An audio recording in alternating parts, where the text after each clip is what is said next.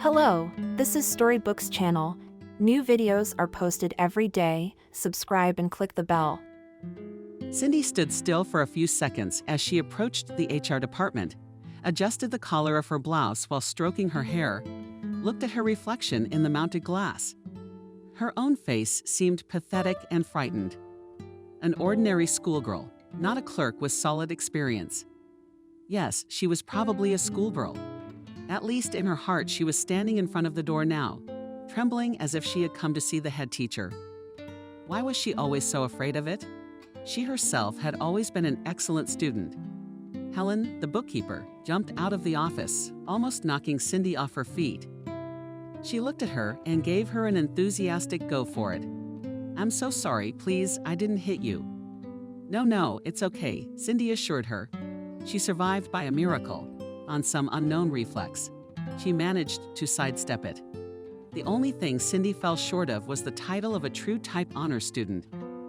There was the attitude toward physical education. Usually those who are good at math and other subjects where you have to work with your head show terrible results in the gym, can't do exercises, climb rope, and sports games with a ball cause them real horror.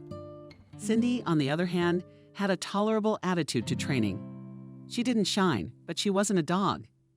At least she wasn't ridiculed for it at school. Or should I say not ridiculed for that at least? There were enough other reasons to be afraid and lower her gaze in front of her classmates. "Are you going to the girls or to yourself?" Helen asked, nodding meaningfully at the sign hanging by the door. The sign said Sophia, the head of the Human Resources Department. Cindy answered herself. Then she came to her senses and shook her head panic-stricken. "That's not what I meant to say, Sophia. I get it," nodded Helen. Something akin to pity flashed in her gaze. Cindy lowered her gaze. She knew her coworkers weren't ridiculing her, maybe whispering behind her back. How could they not? But not maliciously, more like sympathetically, pitying some loser. Although the girl didn't understand exactly what she was unlucky about. She had a normal job, a loving husband, and some kind of housing. Albeit rented, but quite a decent apartment almost in the center of the city. There were a lot of people in her life who were much more unlucky. Why did everyone feel sorry for her? Why would Sophia be wary of Helen? Just a case, but you're not quitting. Are you coming? No. The concern in the accountant's voice made Cindy feel warm. The girls, though they pitied her, sincerely disliked her as a little sister who had to be looked after and who might be lost without their care. Cindy forced herself to smile and shook her head. "I'm not going to quit yet." "You're what?" "Just had a question about the vacation. I thought I'd check it out, so check with the girls. Will they help you?" Helen suggested, but having realized, apparently by the expression on the girl's face, that the matter is quite different, she waved her hand. "Okay, whatever you want." Sophia seems to be in her room right now. At least while I was sitting with the girls, she didn't go anywhere. And I have to get to accounting before they put out an APB on me. Good luck. "Thank you," Cindy muttered, looking at her. Helen walked down the corridor with determination and speed. An irredeemable optimist who could not be thrown off her guard by any unexpected event. Cindy wanted very much to be like that, but how could she learn? And where none of the textbooks she had read in her school days had anything on the subject, not a single useful fact at all. That's why bigwigs do better in life. Courage more than supersedes any science. Cindy sighed and entered the study. It was the so-called anteroom, where the regular staff, the so-called entourage Sophia, Wendy, Betty, and Vanessa were sitting. The girls raised their heads and looked at their guest. Cindy, without waiting for questions, said hello and asked Sophia. Vanessa responded as usual. Where else would she be? The question was purely rhetorical. Everyone knew that the head of the personnel department loved her job like no one else married to her position. As some joked, Sophia did not even like to go on vacation. She put the matter off until the last minute, until Director William himself reminded the woman that by law she was obliged to take a vacation. And even after leaving the walls of her office, Sophia stayed here, even mentally, calling her subordinates several times a day and asking how things were going. "We're all under Sophia's thumb," Betty joked. It sounded a little creepy. Maybe that's why Cindy was so afraid to go on the carpet. "When am I coming in?" she asked timidly. "Birch the doorknob." "Go ahead," nodded Wendy. "Sophia loves you. You don't even have to report to her who came and will be so happy." Love is a stretch, of course. But Cindy understood what she was talking about. None of the girls knew what it was about, and Cindy was well aware of it. Sophia had been rather indifferent to her at first. At the first meeting, he read her resume for a good couple of minutes, raising his eyebrows skeptically. "No work experience." Finally, she asked, as if it wasn't obvious enough. All Cindy could boast of was a red diploma in economics and business administration, a few research papers, and winning student competitions. Not much. Temporary jobs, barmaid and flyer boy didn't count. They obviously couldn't impress a respectable lady. On the other hand, Cindy was only 22. It would be surprising if she had a solid record at that age. "I've never worked as a clerk," Cindy admitted, "but I'm willing to give it a try. I'm sure I can do it." She blushed and sat up under the scrutiny. Sophia. She didn't know where to go. The only time Cindy felt this uncomfortable was at school, when she had to go to the blackboard. And despite her good studies, she had an inordinate shyness. And it was her looks that were to blame. Back in the day, her classmates had given Cindy a good rundown of what was wrong with her. Lips too thin, nose too thin. Big height is not insignificant either. The girl was one of the tallest in the class, and because of that, she was a constant embarrassment. Cindy was sure Sophia had noted all these flaws as well. There wasn't even a doubt that this job wasn't going to work out for her. It was possible to get up and leave. The only thing holding Cindy back was embarrassment. It wasn't proper to run away. Not without saying goodbye. Sophia delved into her resume again and made an unintelligible noise. "Am I allowed to leave?" asked Cindy timidly. The head of HR looked at her in surprise. "Where?" "Well, out of your office. You're not satisfied with my candidacy, are you?" "Are you?" Partly the girl wished she was. The stern women sitting across from her she was afraid of. Sophia did not bother to answer her question. Read the resume one more time, as if there was more to read, and asked, "Are you well versed?" Cindy answered perfectly, and immediately regretted it. It sounded too arrogant, like she was going to brag. "The salary is not very high. Are you satisfied?" Sophia continued her interrogation. Not that Cindy was thrilled with the amount of money in the ad, but she had no choice. As they say, better a bird in the hand than a crane in the sky, so she nodded. "Do you have any questions or suggestions?" Cindy didn't have any questions, except the eternal one. You can howl, which school children often use, but which she personally had never used in all her 11 years at school. "Good, then I won't keep you," Sophia said. "We will consider other applicants, and if we decide on yours, we will call you back." "I understand, goodbye."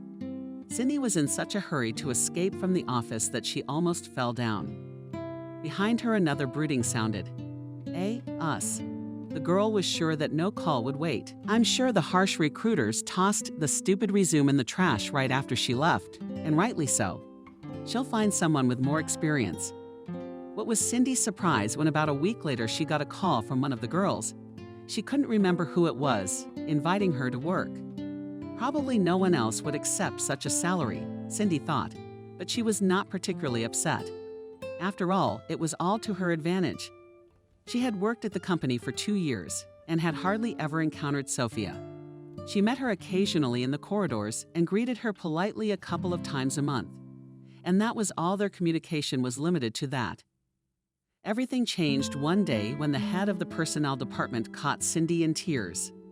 The girl was crying alone in the restroom and did not hear footsteps. Sophia's voice suddenly sounded behind her back, making the girl jump up.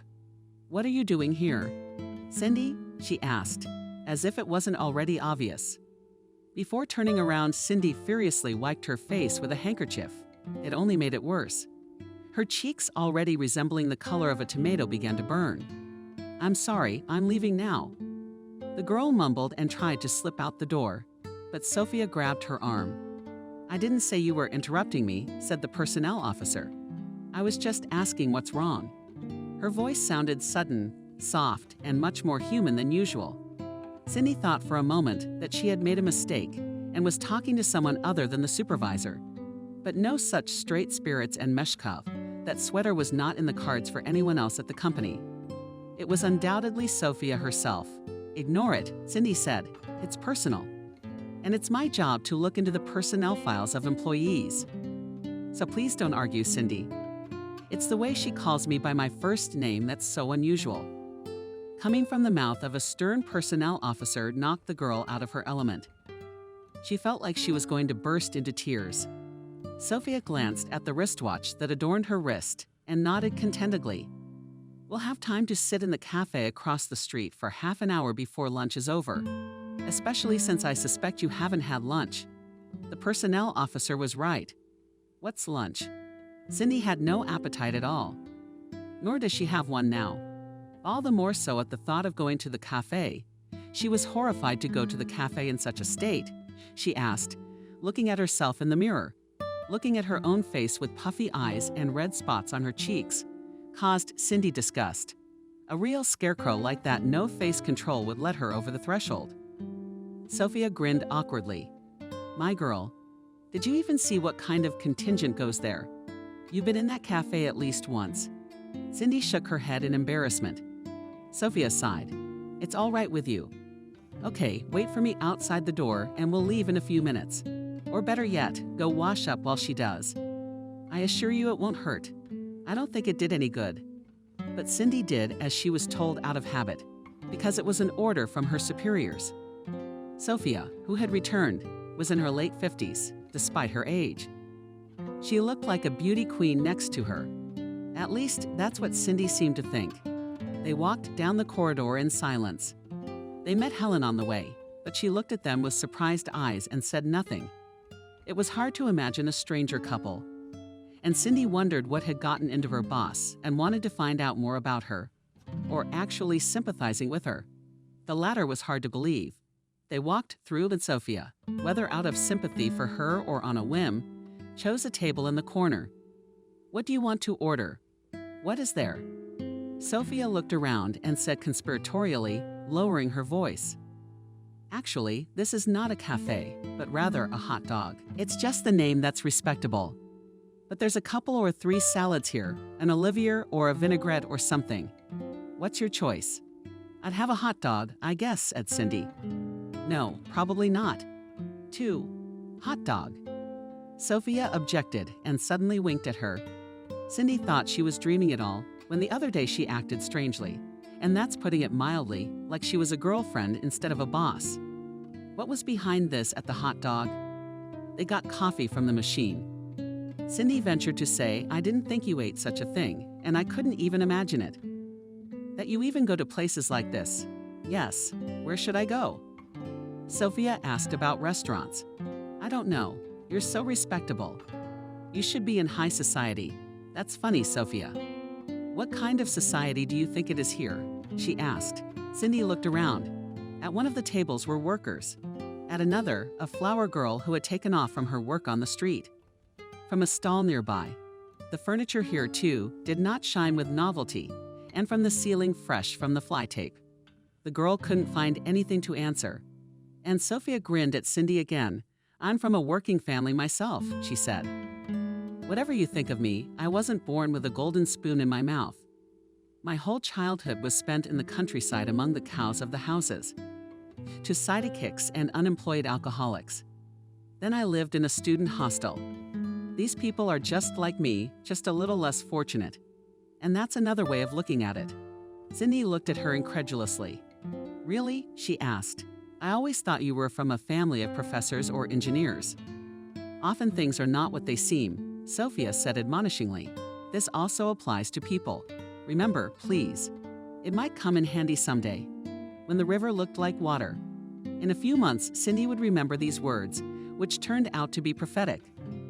For now, she just drank her coffee and waited to see what would happen next. Why were you crying? Sophia asked. Is someone in the department hurting you? No.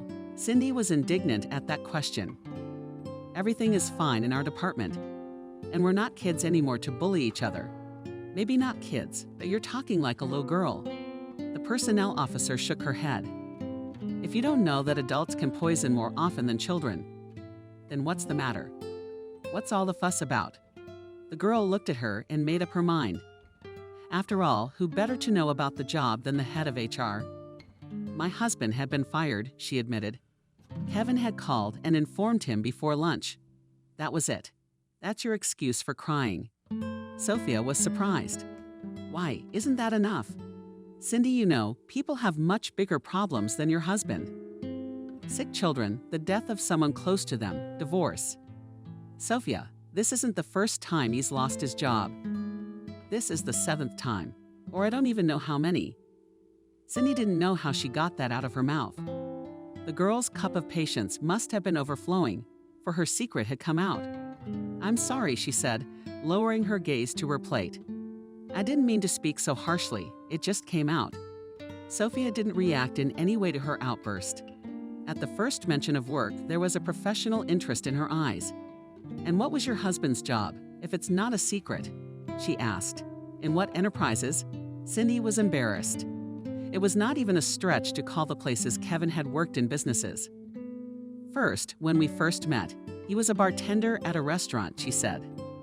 Then, when Kevin was laid off, he worked for a while as a longshoreman at a furniture store.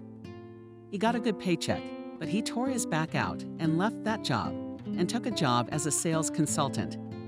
He got kicked out for being rude. Then he was an antenna installer, and that was it. That's enough. Sophia stopped her. Can you not go on? Just tell me what your last job was and we'll stop there. Kevin worked at a call center. He was fired for making mistakes when he was chatting. The bosses didn't like it. Yes, a complicated story, Sophia admitted, looking at her carefully. Do you mostly live on your salary? Did I get that right? The girl remained silent, and that was the best answer. The personnel officer asked bluntly, why don't you leave him?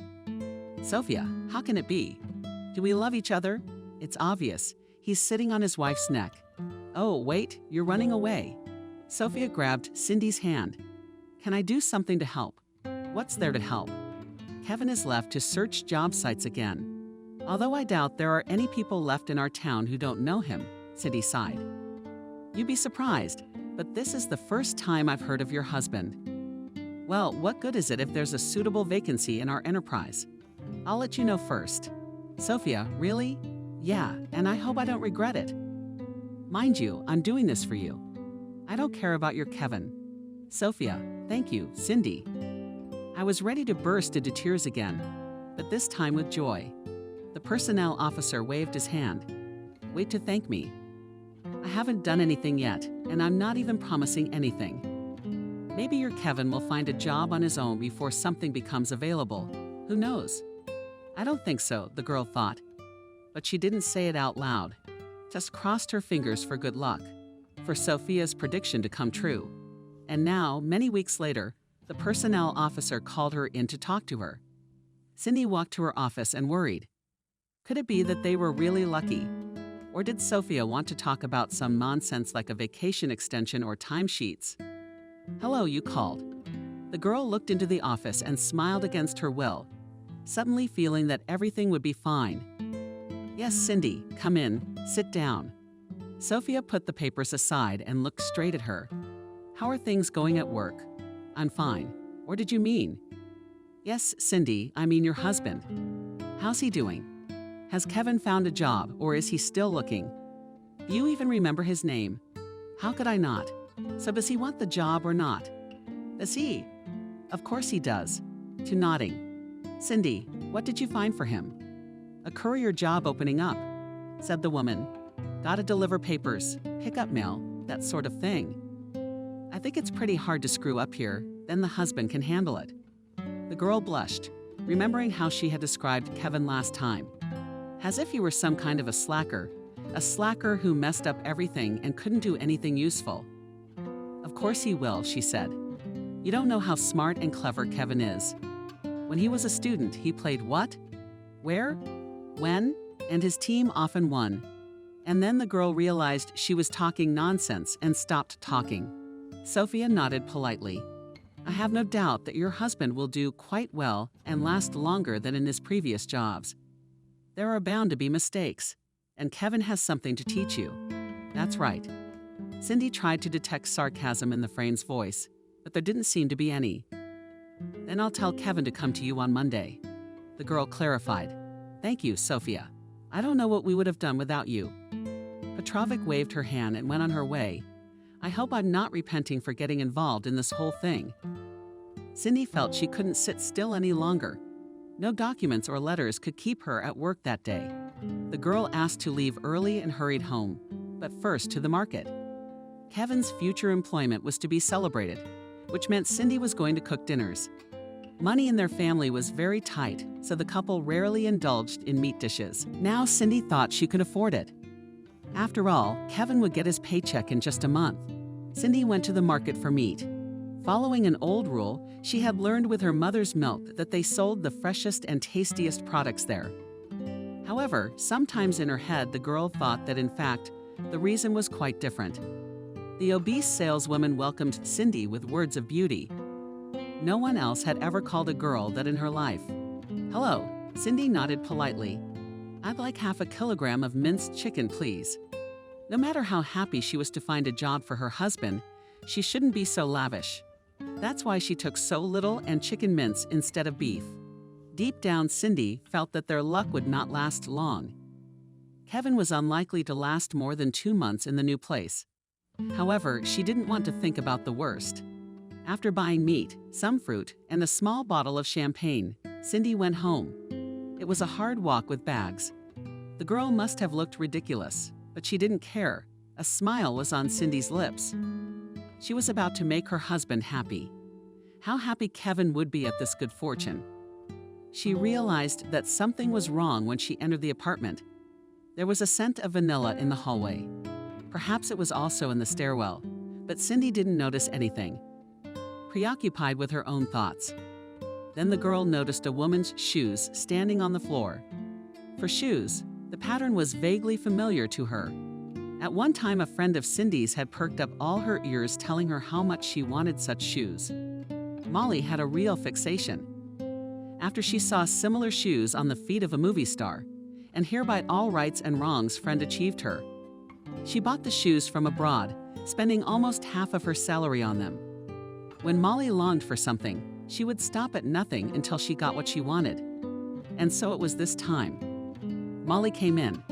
Perplexed, Cindy developed and moved her shoes next to her friend's. Why would that be?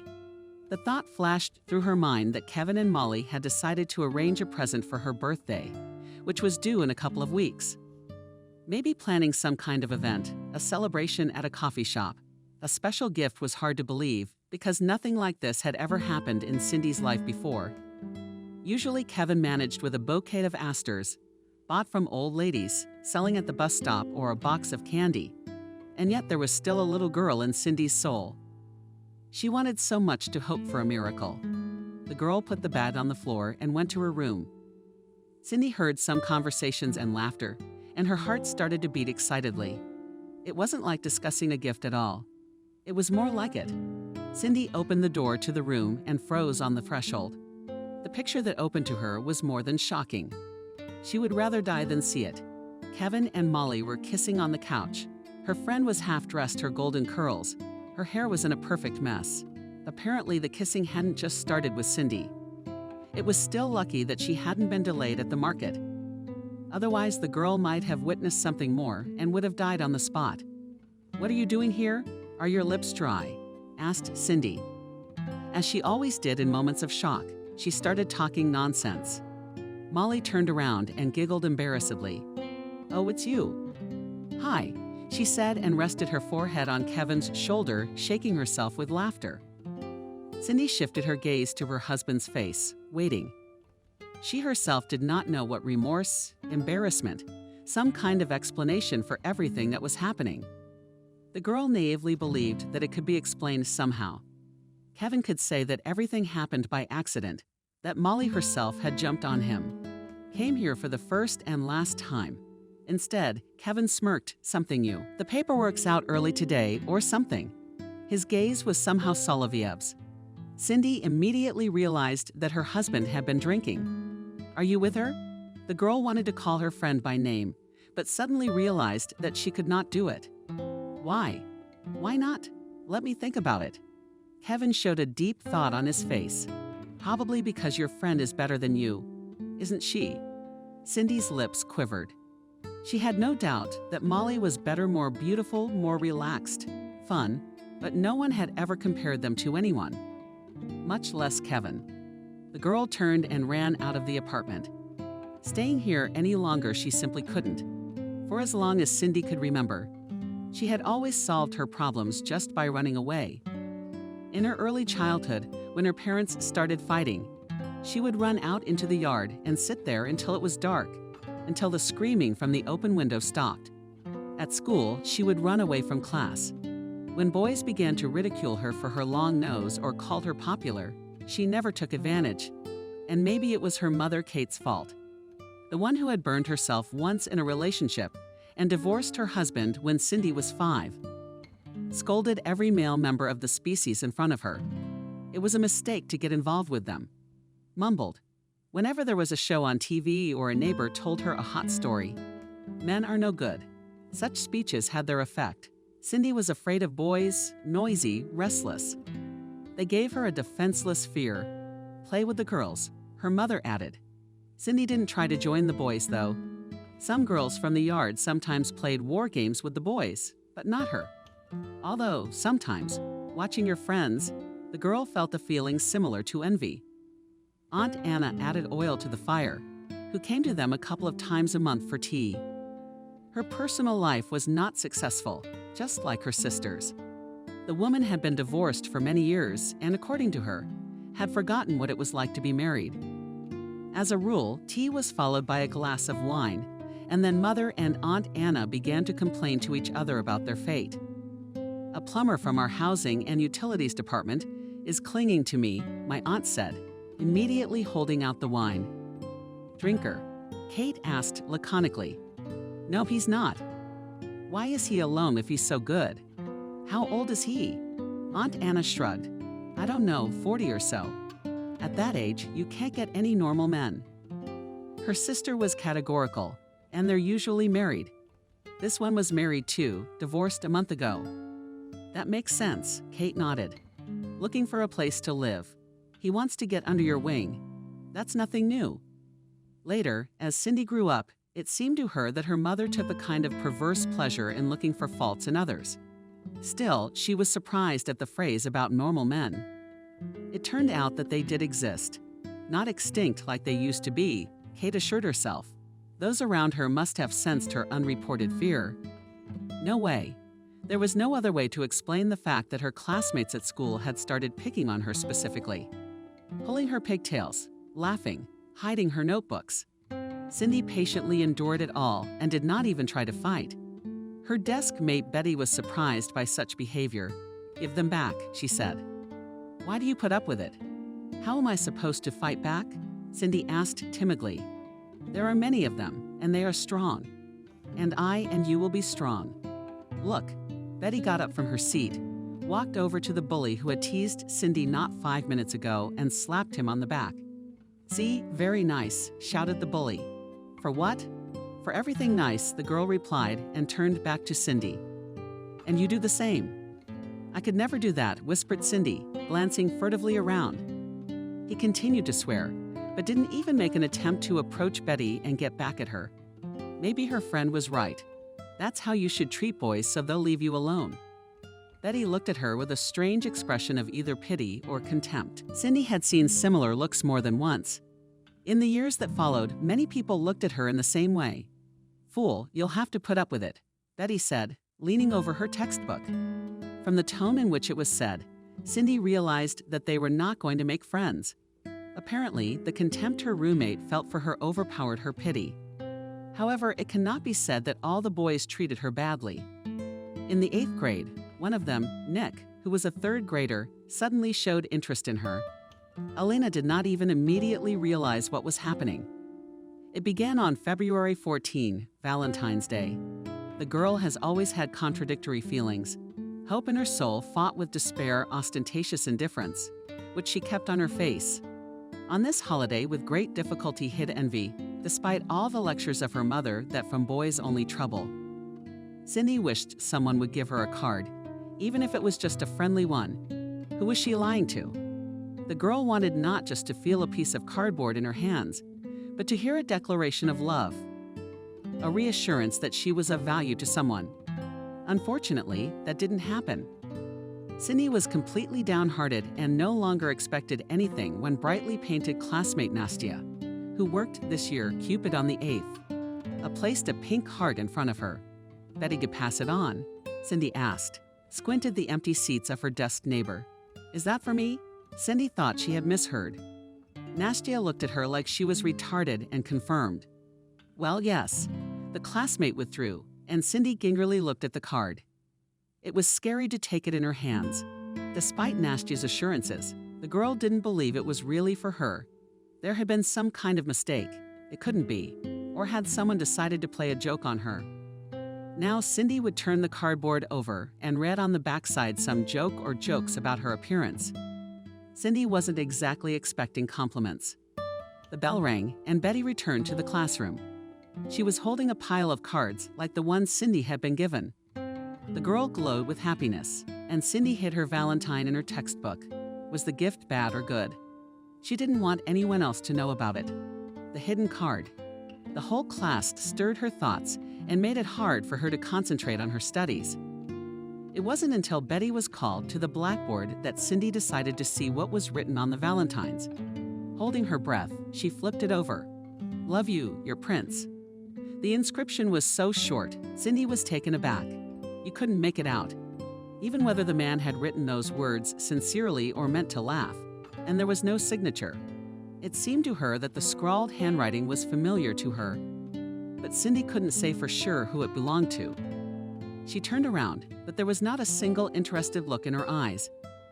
Everyone was looking the other way. Some were looking at the textbook, some were looking at the blackboard, and some were counting Valentines and reporting their number to their desk mate. Maybe the handwriting only seemed familiar to her, or maybe the person who had sent the Valentine was in a different class. That thought kept her on her toes the whole class, and the next one too. Your prince? No, she was definitely being made fun of. No guy would call himself that. It's beneath their dignity. But what if there should be at least one romantic in their school? Cindy went home to the place where her mother was waiting for her with more maxims about men being assholes and useful life advice. The mood had gone completely downhill. She didn't want to think about Valentine's Day or her mother. And Cindy, by an effort of will, turned her thoughts to math. She had to study hard to achieve something in life one day. But stop. I think those words were her mother's too. What are you doing? It's barely crawling. We have to run. Nick appeared so suddenly beside her that Cindy staggered to the side and asked uncertainly where to run to. Nowhere. Where from? School. It's Friday. School's out. You're not in a hurry. Are you? Studying? Do you like it? There's no hurry. My folks are in trouble. Cindy shook her head in fear. No, really? My mom and I are fine. We're having a normal conversation and relax. Nick waved his hand. I was just kidding. So I know you and your parents are fine. Why would I scold you? You're as straight a student. A chill ran down Cindy's spine at those words. The word excellent from his lips did not sound like a compliment. It sounded the same to the other classmates, though. To be an excellent student in their school was not an honor. And yet, what suddenly needed Nick in the school walls? They never socialized, even saying hello once in a while. Of course, it was better than the endless taunts she was subjected to by the other boys, but Nick didn't dignify her with attention either. Such unexpected friendliness made Cindy wary. She grabbed the strap of her purse tighter in case Nick suddenly yanked on it and rushed away and quickened her pace. Nick kept up. That's what I'm talking about. That's how you run away from school, he said approvingly. What are you doing tonight? Studying. And tomorrow, Nick, what do you need? Cindy asked. Tell me straight, because I don't understand. God only knew how hard it was for her to memorize that phrase. And Cindy. It was the longest phrase she'd uttered addressing a guy in months. Did you like the card? Nick asked. What was Cindy tripping over herself? That was the kind of question she hadn't expected. What card? But didn't I give you a Valentine's card? Did I? She admitted it. What was it from you? Of course, I'd ask if it was from someone else. Did you like the card or not? Cindy nodded timidly. Definitely a prank, she thought. But Nick didn't look like Prince Charming at all, more like a pea-brained jester who could laugh at anything he chose. Nick bragged. I turned the whole stationery department upside down until I found this one. Especially for you. Why? Cindy asked. What a question. What do you think Valentines are for?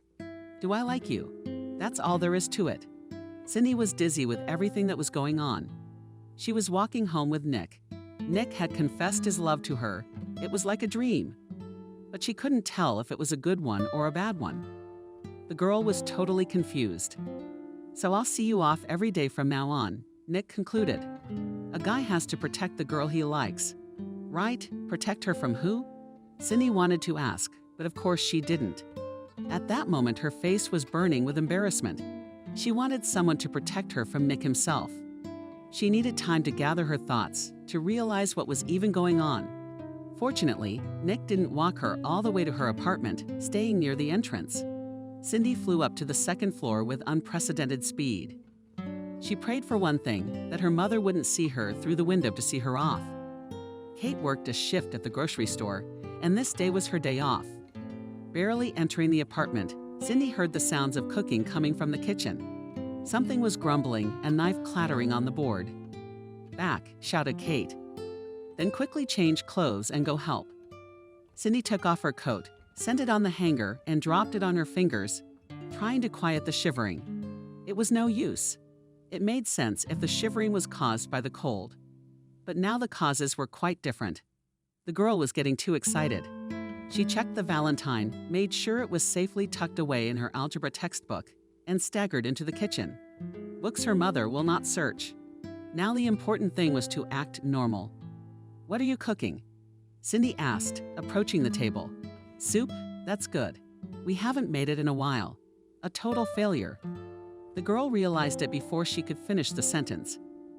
Cindy said it as mechanically as if she were repeating something she had memorized by heart. Even Kate, who very rarely has intimate conversations with her daughter, picked up on something wrong. What's wrong? She asked. Are you acting weird? Nothing, said Cindy. I'm fine, but I can tell you're not. Someone's hurt you. Cindy almost laughed at the suggestion, for when she was really hurt by someone, her mother never noticed anything. But now that it was the other way around, she was alert as a bloodhound.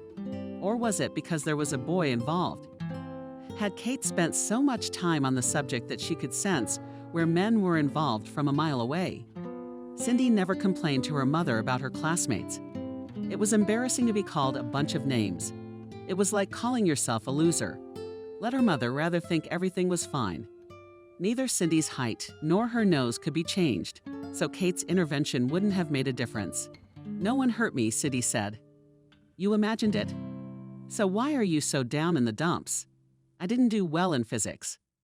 I couldn't solve the equation, said the girl. The tension was gone from her gaze.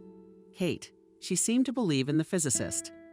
That would be something to be upset about. You're not going to go into engineering as a pure humanities major, but you're not going to get a B in engineering. I'm asking you. You don't have to worry about it. That was the end of the subject. The girl realized that her mother wouldn't ask her anything else. Cindy took a knife in her hands and started peeling potatoes.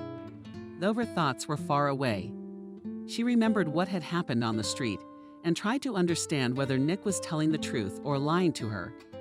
The answer never occurred to her. In such matters, the girl was as naive as a baby. The next morning, Nick waited for her on the way to school. He waved and shouted hello so loudly that a younger classmate walking nearby fumbled to the side. Cindy smiled shyly back. She still didn't know how to respond to Nick's advances. You're late today, Nick noticed.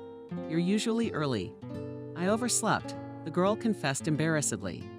It was the first time in her life she hadn't heard the alarm clock. It was true. Cindy was so excited about what had happened that she couldn't fall asleep at 0 o'clock, fidgeting from side to side. But by morning, she was looking tired. If anyone would be responsible for her poor grades, it would be Nick. There's a reason adults tend to shut teenagers out of love. If you tell it in class, no one will believe it. You should have been late and showed up after the bell rang. Why? I don't get it. Because you always sit in the corner and no one notices you. They'd notice you right away. It'd be like being on stage, you know. At the mere mention of the stage, Cindy felt a sticky fear. Maybe Nick was right, and she was coming to school so early, on purpose, so as not to draw attention to herself. The thought struck her with its plausibility. It had never occurred to the girl before that she was doing this, or that to avoid other people. Nick must have realized from the look on her face that the topic raised didn't excite Cindy, because he turned the conversation to another. "This is for you," he said, holding out a small box to the girl. "What is it?" Cindy lifted the lid and looked inside. What a beauty! The box contained a small jewelry box with a picture on the lid. Hidden in it was a little ring, if Cindy had one. But that wasn't what was important. It wasn't the gift that mattered, it was the attention. Cindy remembered a phrase that had seemed to her the height of banality. The folk wisdom turned out to be true, looking at a small box, in fact, completely unnecessary thing. The girl experienced a crazy happiness. "What are you, Nick?" Did not stand muttered she. "What is it for?" "What do you mean? What for?" "I gave you nothing but a Valentine's gift. Flowers are expensive now, and they'll freeze outside. I found something to replace them." Cindy wanted to argue that a jewelry box isn't cheap either, but she didn't. It would have looked like she wasn't happy about the gift and wanted to hurt Nick. Instead, she smiled and said, "Thank you, Nick. I really liked your present." Nick mumbled something and turned away. The girl thought he was smiling too.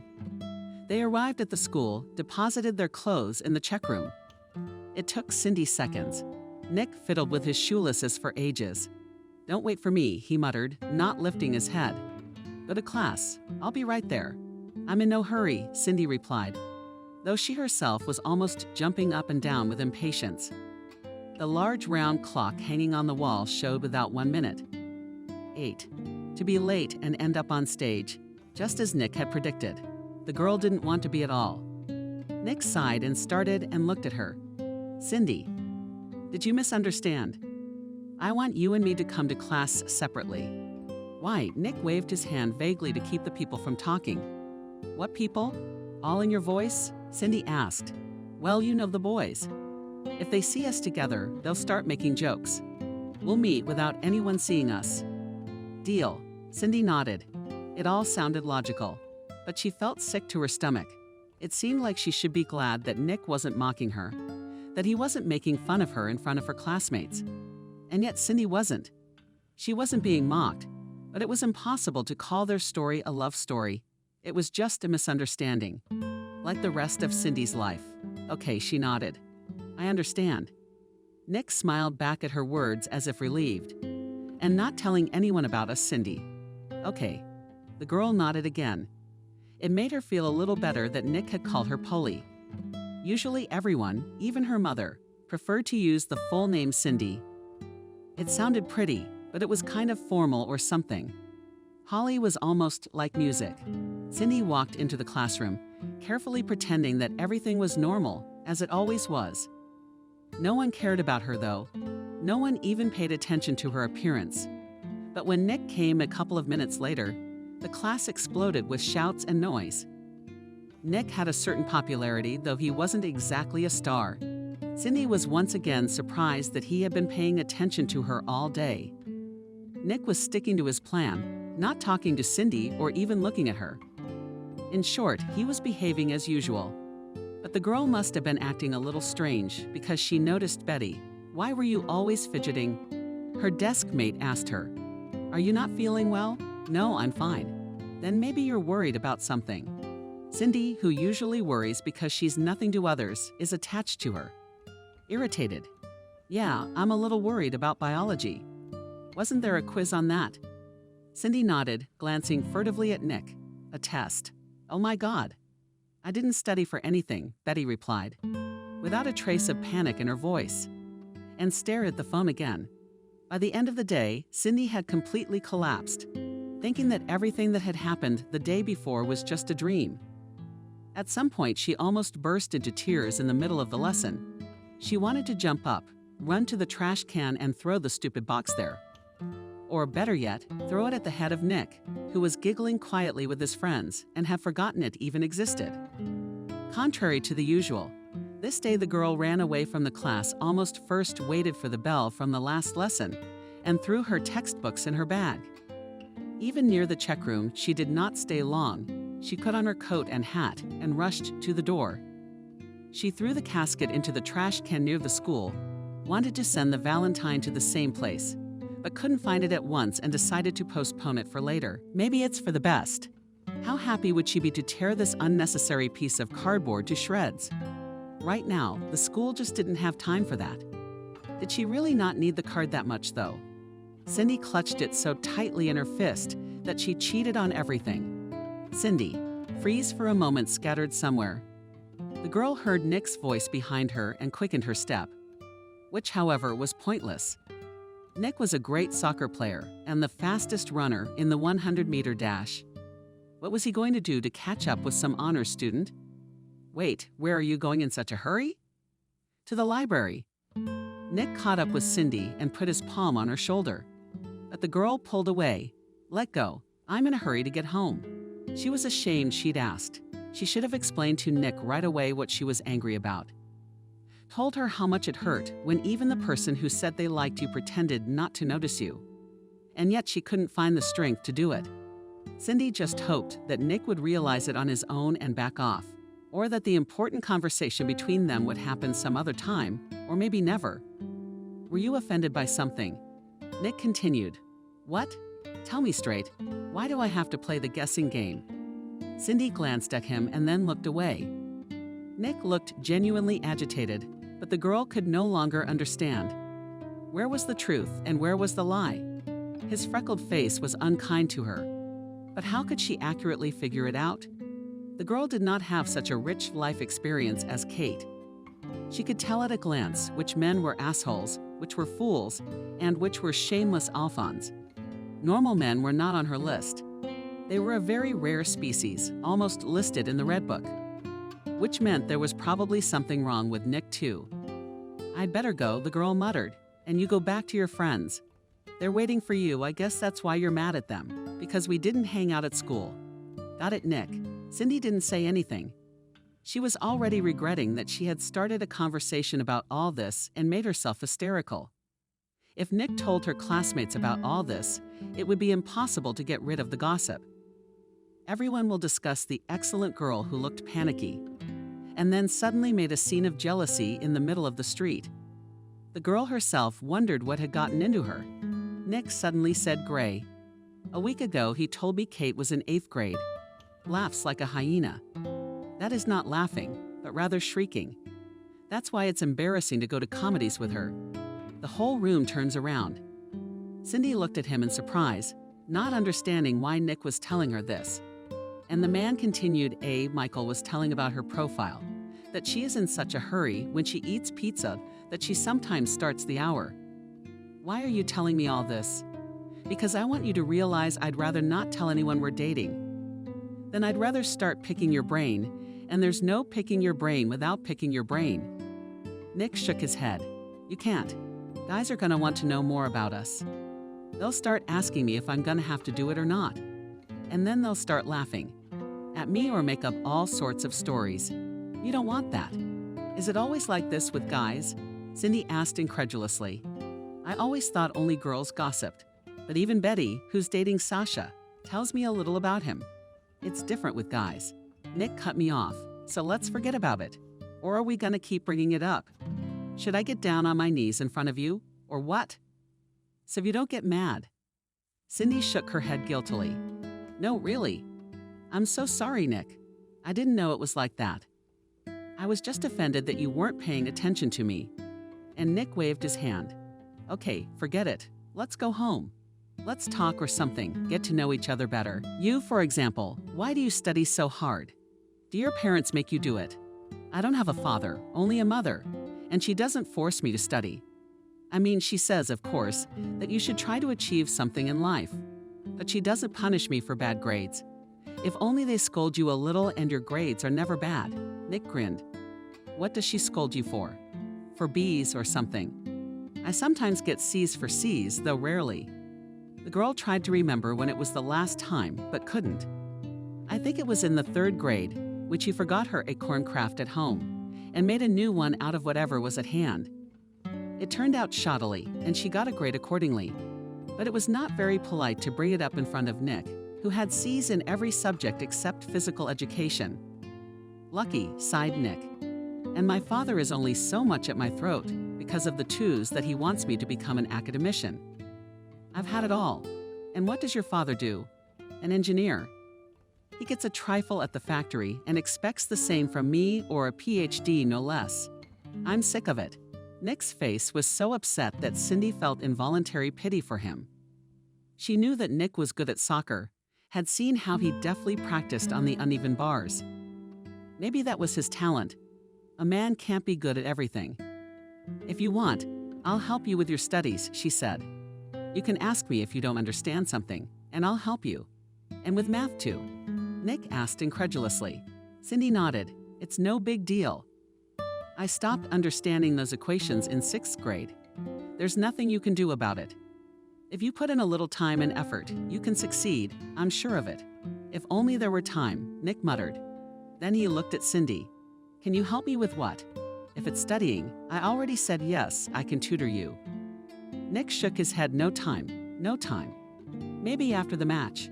You know about the school championship, right? Next week we play the 8th B, and 2 weeks later we play the 9th. What kind of math is that? But what can I do to help? Cindy wondered. Look at your homework, Nick asked. I'll just look at the solution honestly, but I'll write it all myself from memory. Cindy wanted to refuse. She always refused in such cases, but something stopped her. Probably the memory of how offended Nick had looked a few minutes ago when they'd been discussing boys whose gossip she didn't want to repeat. Well, okay, she nodded. I'll bring the notebook tomorrow. Nick kissed her on the cheek. Cindy, you're a miracle. The girl realized she had done the right thing. It was her first kiss, even if not on the lips.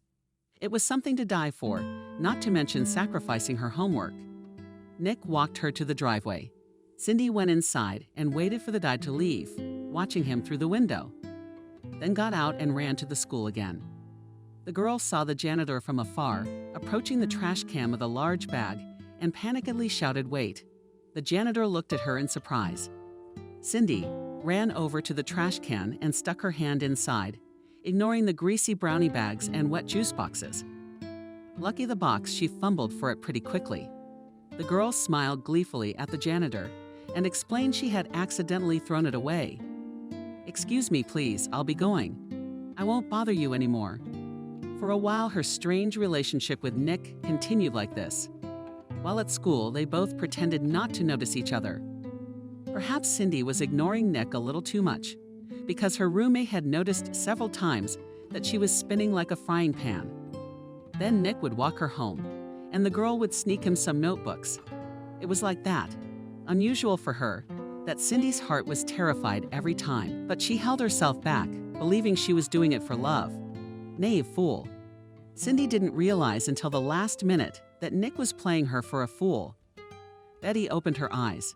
She had met her roommate at the grocery store, completely by accident and out of the blue. "Hi." Betty nodded as if they hadn't seen each other in a long time. "How are you doing?" Cindy was just remembering the last time Nick had given her a kiss goodbye, so she was in a dreamy mood. She didn't immediately realize what she was talking about. "Okay," she nodded. "And you too," said Betty, studying her with an attentive gaze. Then she asked suddenly, "Are you alone tonight?" "Yes, my mom went to work and told me to." "I didn't mean yours at all." "Mom meant." Betty wrinkled her nose. "I meant Nick." Cindy flinched and nearly dropped the bottle of milk she'd just taken off the shelf. Panicked, she looked around as if she expected to see a whole crowd of classmates, eavesdropping on them, and only then asked, "How did you know?" "Well, it's hard not to recognize when you're constantly rushing at him in class. I'm surprised he didn't notice. Although Nick is kind of a jerk. He doesn't see anything but his own precious self." At first, Cindy was going to deny it. saying Betty thought it was all just to protect Nick and herself. But Betty's insults left Cindy no choice. She had to protect Nick from the insults. Whatever it took. "We're dating," the girl confessed, feeling herself begin to blush as usual. It's been almost 3 weeks since Valentine's Day, so long Betty wondered. It can't be. I'd certainly noticed something, and so would everyone else. But you didn't notice, Cindy sighed. You saw me looking back at him. It's not about you. I mean Nick. I haven't noticed him looking at you the way you look at him. We agreed beforehand not to talk about it at school. Nick doesn't want anyone else to know about our relationship. The incredulous look on Betty's face at those words changed to an angry one. So it was Nick's idea. You weren't the one who asked for it. Cindy nodded. Yeah, Nick said it was so the other guys wouldn't gossip. They're always talking about each other's girls, and he didn't want them blabbing about me. What an asshole, Betty said with feeling. Who's Nick? Dazed? Asked Cindy. You're what? Why? Because he's trying to be caring, messing with your head. What an actor. I didn't even think of him. Cindy looked at her friend, not understanding, and she sighed. I'm sorry to disappoint you, but Nick is lying. He's using you, using you, using you. I don't know you know how. Betty thought deeply, and then resumed firmly.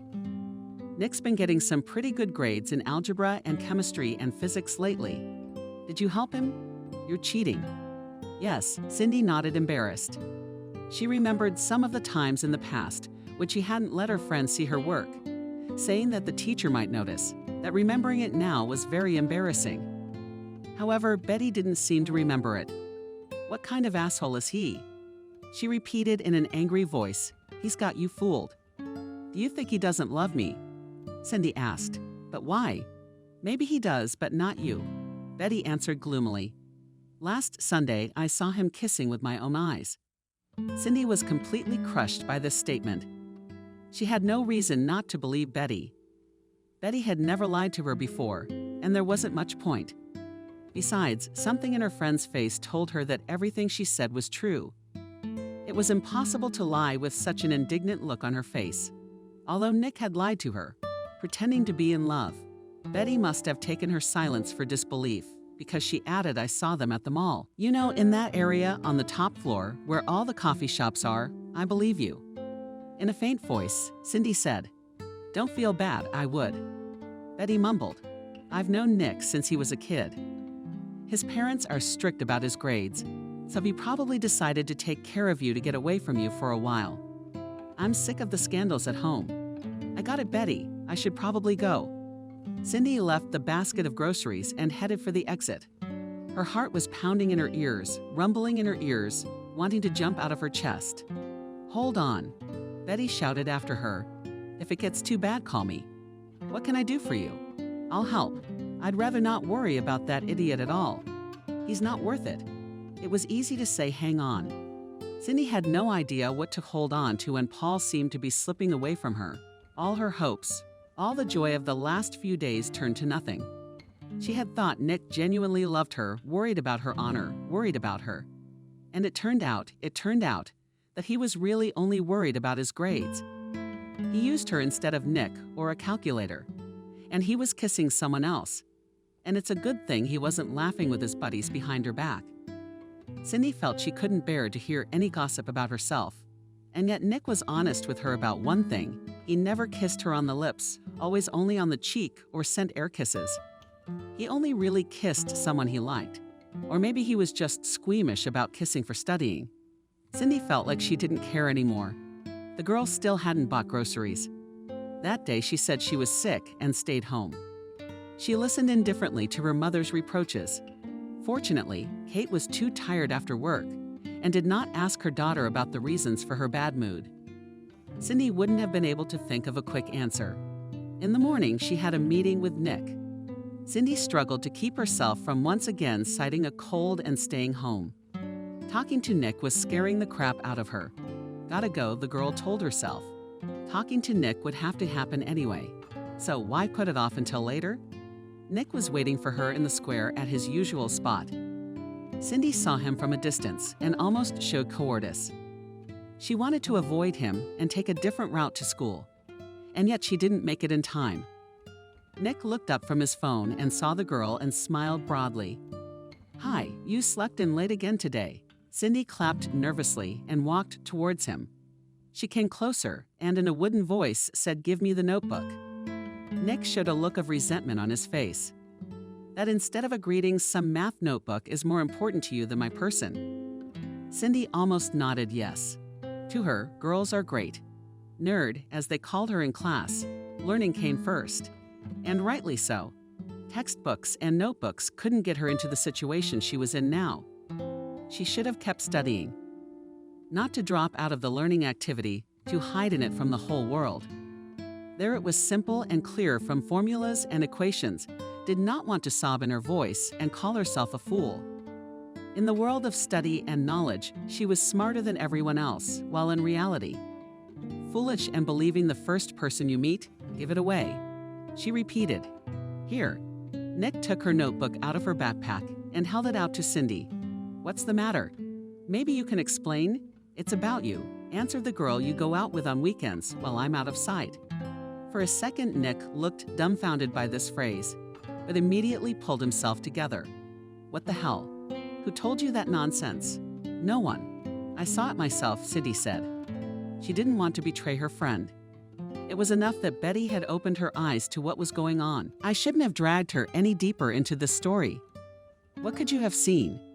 Nick muttered. Without much confidence in his voice, however, it seemed. There was something to see, and Nick felt bad that Cindy had witnessed it all. "Let's just not talk about it," the girl asked, "please. I don't like to remember." Nick nodded. Cindy added, "And I won't let you cheat anymore." Nick muttered, "What's the point of hanging out with you anymore? You're no use to me anymore, except for studying. You live like a robot, only formula cramming. I don't need a girl like you for nothing." Cindy walked away toward the school, and Nick kept shouting after her, hoping to sting her more. But that was almost impossible after what had already happened. Cindy didn't care. She was afraid that Nick would start talking about what had happened, and mentally prepared herself to move out. But fortunately, that didn't happen. Apparently, Nick didn't want to make a big deal out of it. As they say, for the rest of high school. They never looked at each other again or said another word.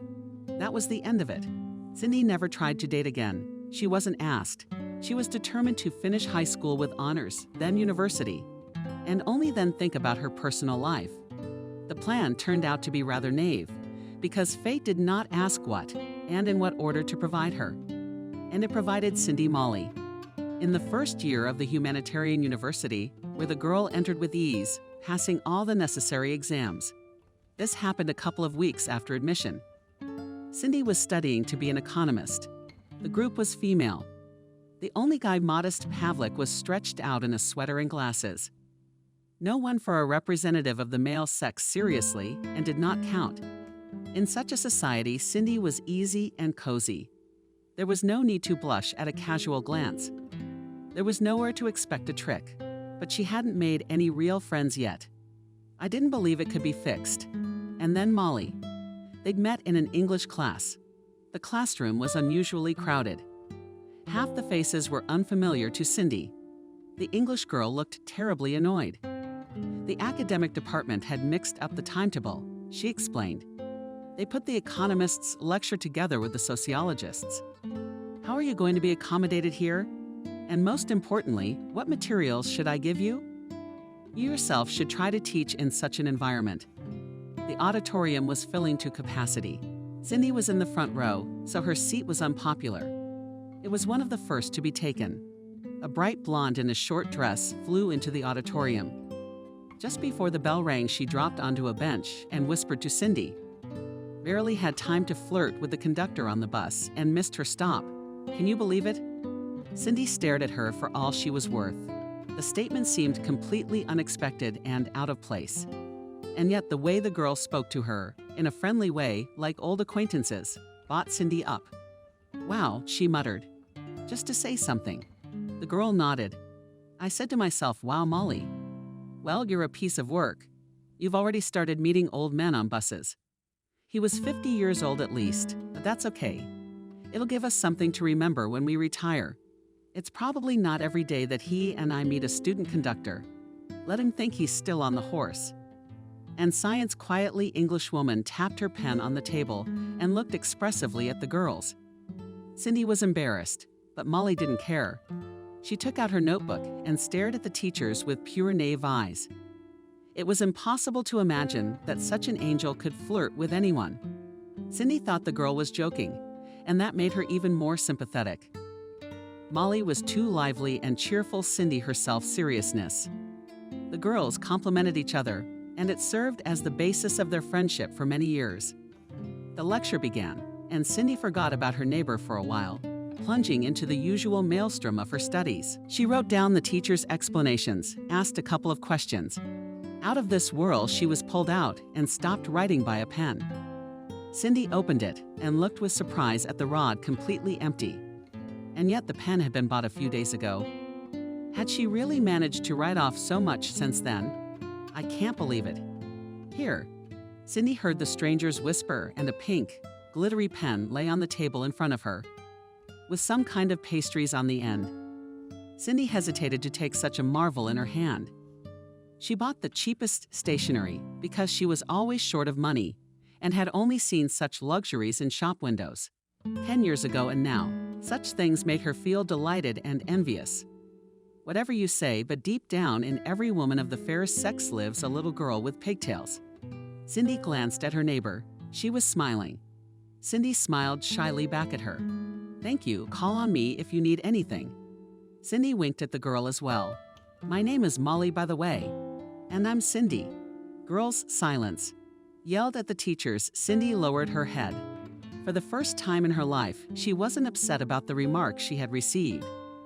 In Cindy's hands was the most beautiful pen in the world, and in her soul was hope, hope that her life was about to change. As the lecture bell rang, Molly grabbed her roommate by the arm. "Do you want to go to the cafeteria and get something to eat?" she asked. "I'm just starving." Cindy didn't want to eat, but nodded happily. She was reluctant to part with her new girl acquaintance. It seemed as if Molly's energy was transmitted to her, as if she could become just as lively and beautiful if she tried. "Take your pen," she said, holding it out, and the pink miracle. "You've been a great help to me." "Thank you." "Keep it." Molly waved her hand. "It'll be a gift in honor of our acquaintance." But Cindy rummaged through her bag, desperately hoping to find something in return. Not a single thing worthy of being given, and there was nothing there but crumpled and crumbled bus tickets, and a caramel that had disintegrated at the bottom of it, which was kind of embarrassing. "If anything, you can buy me coffee with Molly. That would be nice of you. Buy me a large cappuccino, the most expensive one on the menu." "Okay," Cindy nodded. "Oh, come on, I was kidding. The guests have enough pizza for me. I think with my figure I can afford it." "I think you can afford anything with your figure," Cindy assured her. And she said it without envy. At least she couldn't complain about the lack of waistline, though she wasn't a long-legged blonde like Molly. But you shouldn't go overboard with the carbons either. Giggled the one. "Well, let's go quickly, or they will take all the tables, while we dig." Years later, remembering that moment, Cindy thought that she probably resembled a dog following its master on a leash. If she could go back to freshman year, she would never do that. She would sit in the back of the classroom, pretend she wasn't feeling well, and run out into the hallway. Wouldn't come to class at all. But what's done is done that day. The girls became friends. "Look, what a handsome," whispered Molly in the dining room, pointing to a blonde man standing in line. "What do you think of him?" "He's okay," Cindy nodded. She had no idea what to say in situations like this, simply because she'd never been in a situation like this before. Molly nodded with a thoughtful look. "You're right, it's nothing. He's not what you call handsome. Look how his ears stick out." Cindy mumbled something vague. The blonde seemed quite ordinary. A guy like a guy, not handsome, not ugly. There was no point in even discussing him. "I'm free as the wind right now," Molly informed her. "I broke up with my ex a month ago, and I don't want to get into a relationship yet. My ex was certainly handsome. And brainy, but boring. Anyway, I don't want to fall for it anymore. I need a break. Sorting myself out, so to speak." Cindy only nodded, fearing the question that was bound to follow, and did. Are you seeing anyone? Molly asked. Not at the moment. And before? Cindy blushed. Did she really look like the kind of girl no guy would ever look at? And her new friend had noticed that right away. Used to date, Cindy replied. She had long ago decided that the long history with Nick and his kisses on the cheek could still be included in that list. Not telling Molly all the details, though, or she'd be ashamed. Why? Molly was surprised. You seem nice. Interestingly, Cindy remembered that with the same word nothing, not just dubbed unattractive blonde, but decided not to pay attention to it. It was unlikely that Molly had put it that way, wanting to offend her. I don't like anyone, she replied. Everyone's boring. Here Cindy almost did not pretend to be a girl who had never really fallen in love with anyone. It was like she'd been cheated on by Nick. Something burned out inside her. So we're gonna fix it. Molly clapped her hands. How boring this is, and you're bored. I'm bored after I broke up with my boyfriend. Molly started curling her fingers. See how many reasons we have to go somewhere fun? Where exactly? Cindy asked. A nightclub, where does everyone usually go to have fun? At the mention of a nightclub, Cindy felt a thrill mixed with excitement. She'd never been to a place like this before. It was like something her mom would scold her if I went there. Still, it wasn't that she didn't want to go there. It was the curiosity of a scientific explorer. Cindy wanted to take one look at the dance floor. It seemed that if she went there, something amazing would happen.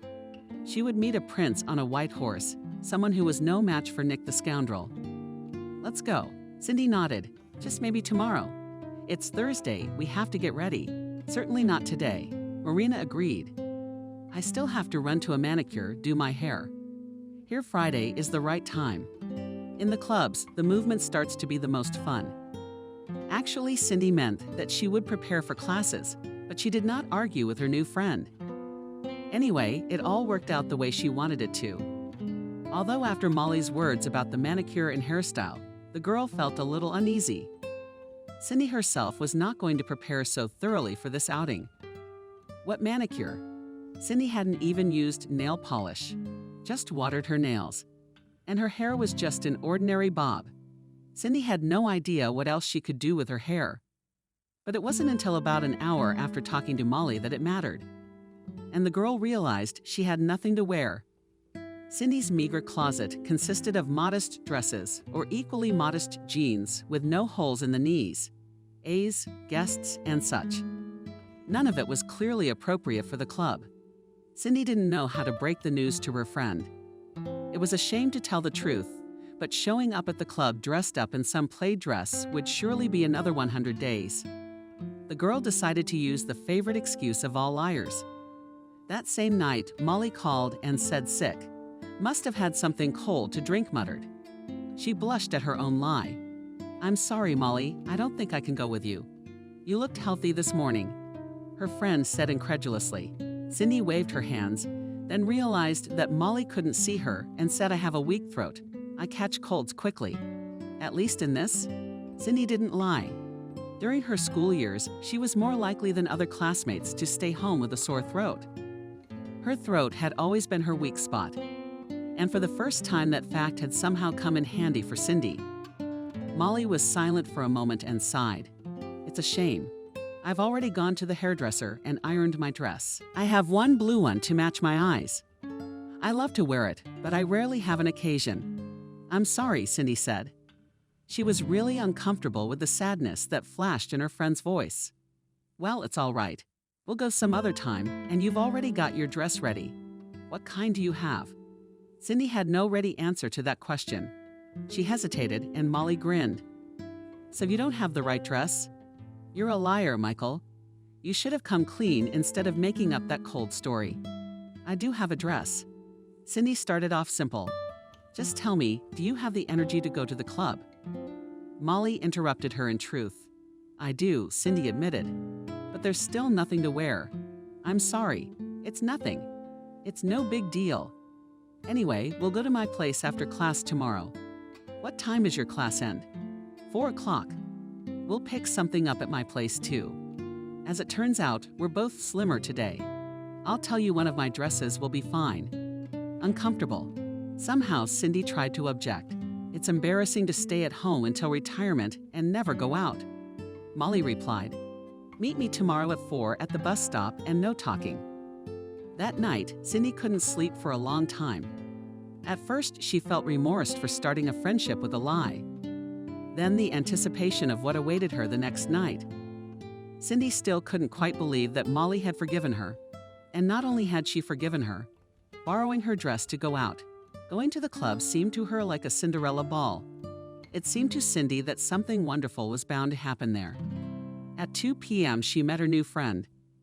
Molly looked stunning in her light-colored dress, and Cindy exhaled with admiration. "What a beauty! Are you going to wear that to the club?" Molly looked at her in surprise and shook her head. "No, of course not. I told you I chose the blue ones, I forgot. And these are plain and old. Besides, I bought it 2 years ago. I only wear it to my classes. It's a shame to throw it away, to throw away such a miracle." It almost seemed like sacrilege to Cindy. How many outfits did her new friend have, if a perfectly decent dress? She considered sending it to the trash. Finding herself next to Molly, Cindy felt like the center of attention again. Or rather, not herself, but her friend. She could feel the gaze of every guy she met, directed past her to Molly. And yet it was strange. Cindy had never been friends with such beauties, so she didn't know how it was. The bus was gone for 20 minutes, and when it did come, it was, like, hacked. "I can't stand it." "I'd rather walk," Molly said to Cindy, but she smiled. "Luckily, we won't have to stand for long." Cindy didn't know why her friend had emphasized the word "we," but it soon became clear. Molly entered the bus, looked around, and dragged Cindy toward the cab. There was a group of guys sitting there, flipping jokes. Laughing at the sight of them, Cindy experienced the usual embarrassment, wanting to run away. Molly, on the other hand, seemed to blossom. "You'll see everything now," she whispered. To her friend, "I'll see what Cindy wanted to ask, but didn't have time." Molly put her finger to her lips and turned away. The noise in the crowd slowly began to verse, or rather changed from bags to interested whispers. "Have a seat." One of the guys stood up and pointed to the vacated seat. Molly shook her head. "Mercy, sure, but I'm not leaving my friend." The guys stared at Cindy as if they were seeing her for the first time. The girl wasn't even surprised by that, most likely. Until Molly pointed out the existence of her friend to her, no one around her had ever suspected the so-called invisibility effect. Cindy had long since gotten used to it. The silence was lingering. Or did it just seem that way to her? Then another of the guys got up from his seat as well. "Sit down," he nodded at the vacated seat. It was said without much enthusiasm, just out of politeness, so as not to fall flat in front of Molly. "Thank you, I'm fine." Cindy tried to refuse, but her friend forced her down, grabbed her arm, and pulled her along. "Thank you." The boys smiled at Molly. "You are very, very, very polite." Such behavior is rare these days. The boys waved it off with a deliberately indifferent look. No big deal. Molly and Cindy thought they weren't so polite, really. 2 steps away from this crowd, a little aside, stood an elderly woman with a cart, was on her way from the store or dacha. And not a single person on the bus, including this company, even thought about giving her a seat. Cindy's heart clenched painfully. She had always overreacted to injustice. Molly made small talk with the guys. "Where are you guys from?" she asked, fluttering her eyelashes flirtatiously. "Are you studying or working part-time?" "I study at Polytechnic," answered the one who gave her a seat. "But they're all Apple guys. Alex works in a factory." He didn't have enough brains to get into the right place. Alex gave him a friendly shove in the side and muttered something through his teeth. The others laughed. Molly, as if nothing had happened, continued to smile. "And my friend and I are going from the university. I'm studying sociology. And my friend is a future economist. We're going to study science, but it's sneaky. You're looking over there." The girl, without answering her, got up from her seat, touched the old woman with the carts by the arm. "Sit down, please." The woman turned around in surprise. Probably she was not expecting a proposal from this side, and smiled modestly. "Why don't you sit down, Molly? I'm not tired." "I also said, Cindy, please sit down." "Well, thank you very much." God bless you." As she continued to sprinkle her thanks, the old lady sank into the seat next to Molly. She immediately shrank into the wall, trying to move away from her neighbor, and looked at Cindy with shock. It seemed to be a complete surprise to this girl. The conversation in their company quieted down at once. Alex, obeying either remorse or some incomprehensible inner impulse, also stood up and gave his place to another woman. No one else spoke a word. Their acquaintance was cut short before it could begin. Molly must have had a lot on her mind because she lashed out at her new friend. As soon as they got off the bus, "What's gotten into you?" she asked.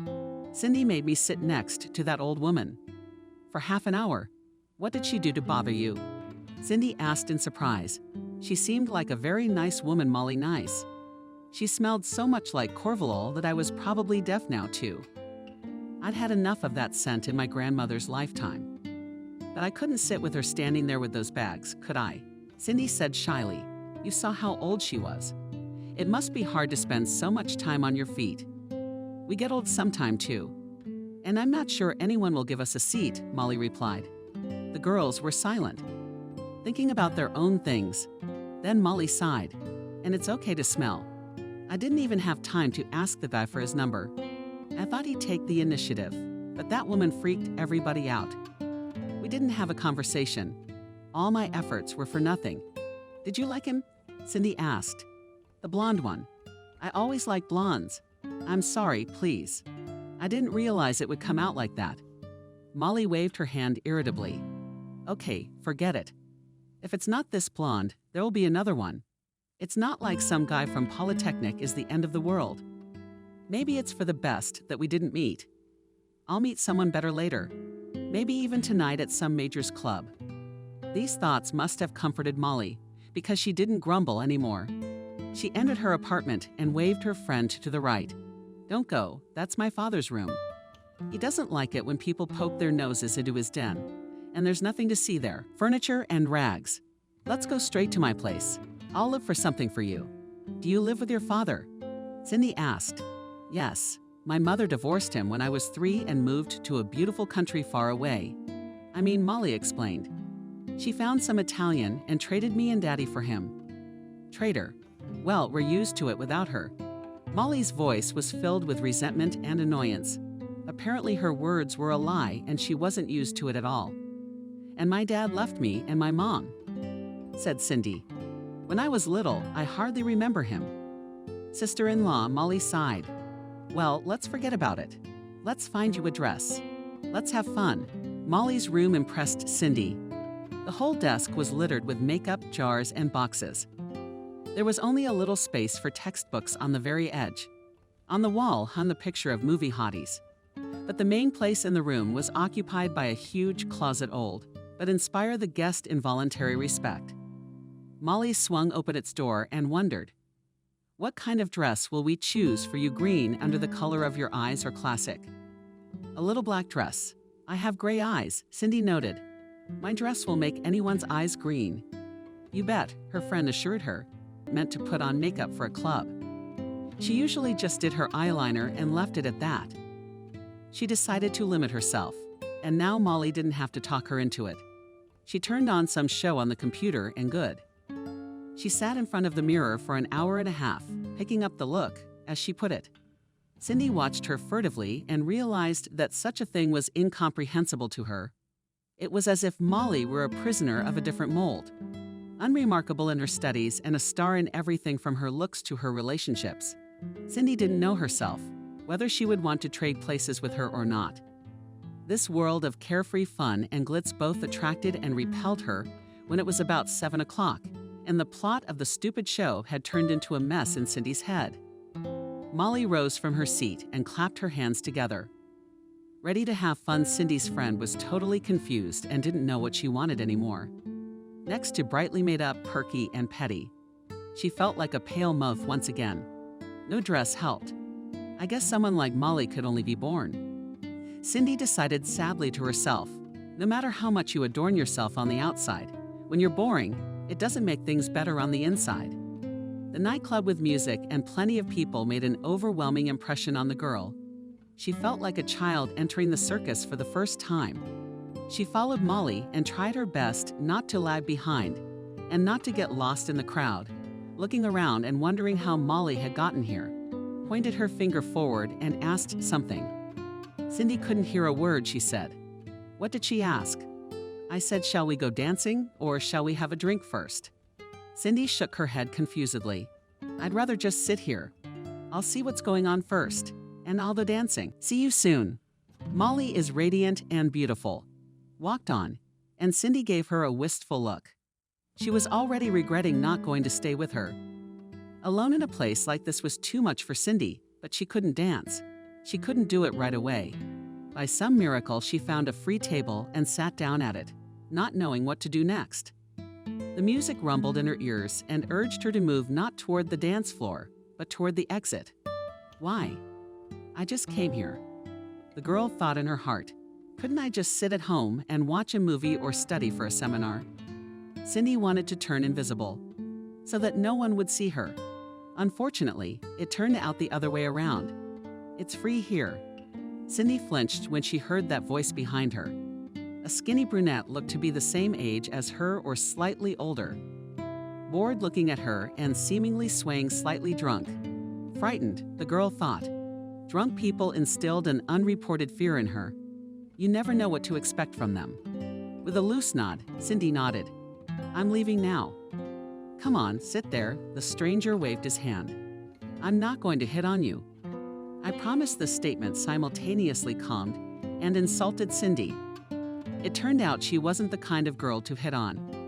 The stranger put the glass on the table and sat down next to Cindy, moving the glass towards her treat. Asia, thank you. You don't need to be sparing. I'm not going to get you drunk. It's a non-alcoholic cocktail. Cindy carefully took the glass and thanked the guy. Thank you. Why did you order it if you don't want it yourself? The girl. I just didn't have time to give it to her. We broke up. That happens too. Cindy almost asked, but held back from coming to the club together to have fun, and then breaking up for good. It was like the plot of a melodrama.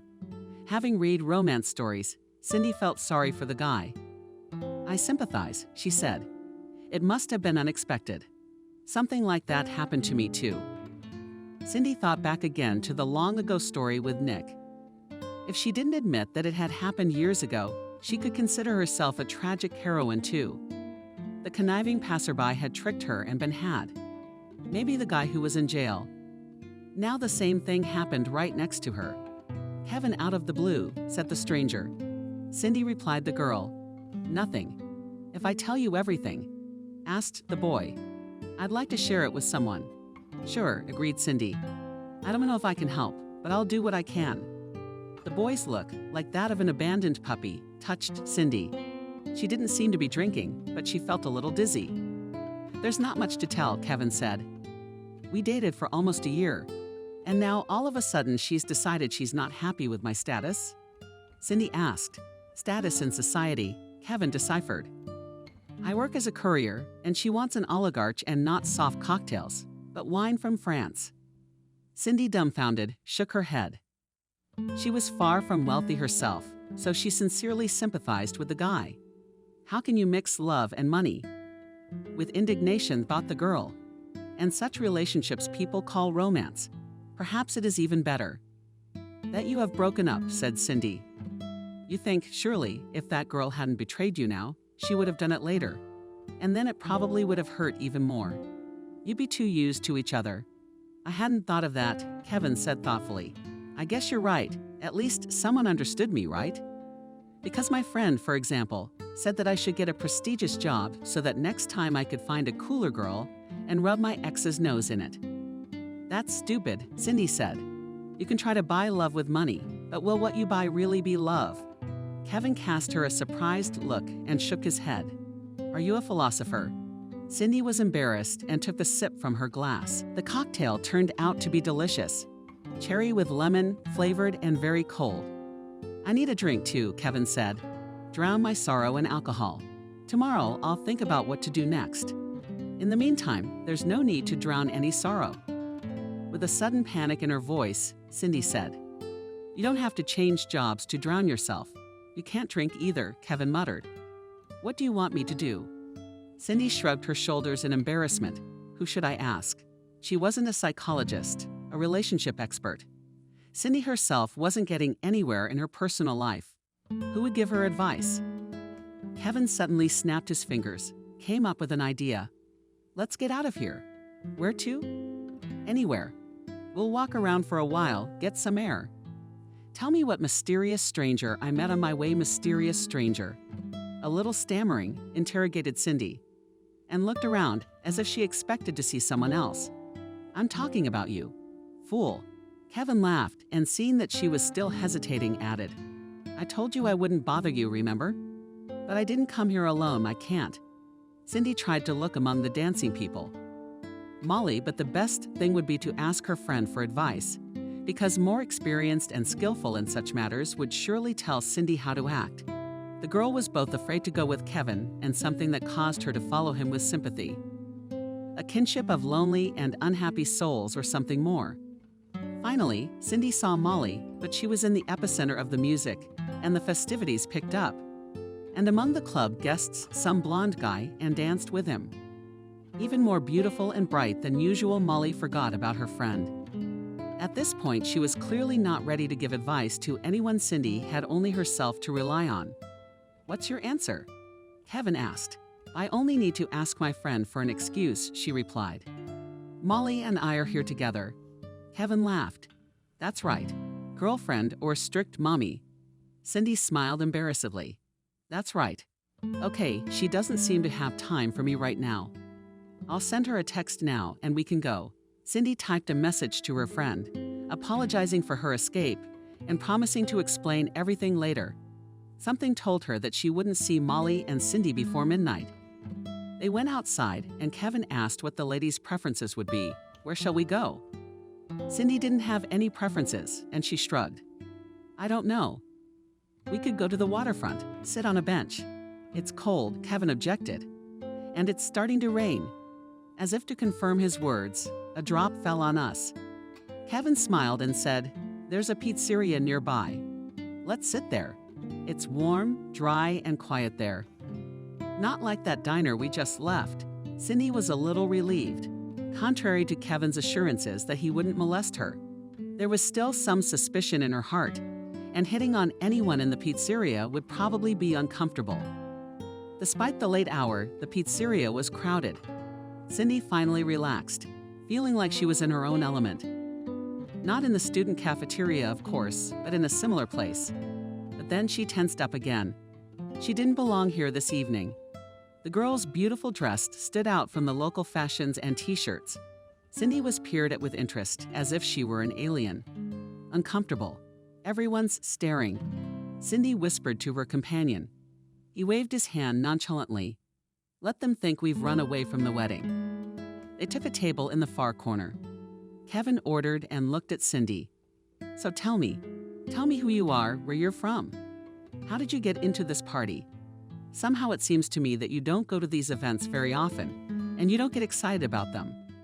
To be honest, tonight was the first time I came to a nightclub, Cindy admitted. A friend called me, and I couldn't have done it on my own. Cindy said it, and suddenly felt relieved. So be it. If Kevin is used to socializing with a party girl, he'll get away with it right away. And if the guy is normal, then maybe their acquaintance has a chance. What exactly Cindy herself did not know, did not go, and did the right thing, approved Kevin. People in such places pay those more build-up than they represent in fact. The guards are insolent. It's better to be in places like this, as it's all human. Why did you come to the club? Asked the girl. If you don't like it yourself, it's probably all about depression, Kevin replied. I'm not stupid. I felt for some time that my relationship with Cindy was going downhill. That's why I wanted to get away to a place with lots of light, lots of music. Life is boiling, but the girl understood, though she herself, when she was in a bad mood, was drawn not to people, but to the bed. Turn away with her nose against the wall, forget about everyone and everything, and cry to her heart's content. Everyone has different ways of dealing with sadness. Maybe that's what helped Kevin. I was in the clear, I really was, Kevin smiled. I didn't go to the club for nothing, because I met you there, and I should drink to that. They clinked tea glasses, and Cindy began to smile too. The tension had left her. It seemed that she had known Kevin for a very long time, as long as she had known herself. The guy was as ridiculous a kid as Cindy herself. Two underdogs who by some whim of fate had happened to meet this evening. To Cindy's relief, she had little to tell about herself. She wasn't ready for that yet. She said she was in her first year of economics. And that was the end of it. But Cindy listened with interest to the story of Kevin. The guy was really unlucky in life. His high school diploma had been ruined by a math teacher who, according to Kevin, had a grudge against him. A nasty grandmother lives in the same building as us and once had a fight with my mother, the boy explained. And you were the worst. I wanted to go to engineering, but with my diploma, I was not accepted. And all the long-standing women's quarrels, whether my mother did not say hello to math or something else. In general, the road to university was closed to me. Kevin was quickly fired from his first job too, for one single late arrival, he said. His mother was sick one morning and didn't have any pills at home. While I was running to the pharmacy, the director made the decision to fire me, Kevin said. It was strict there.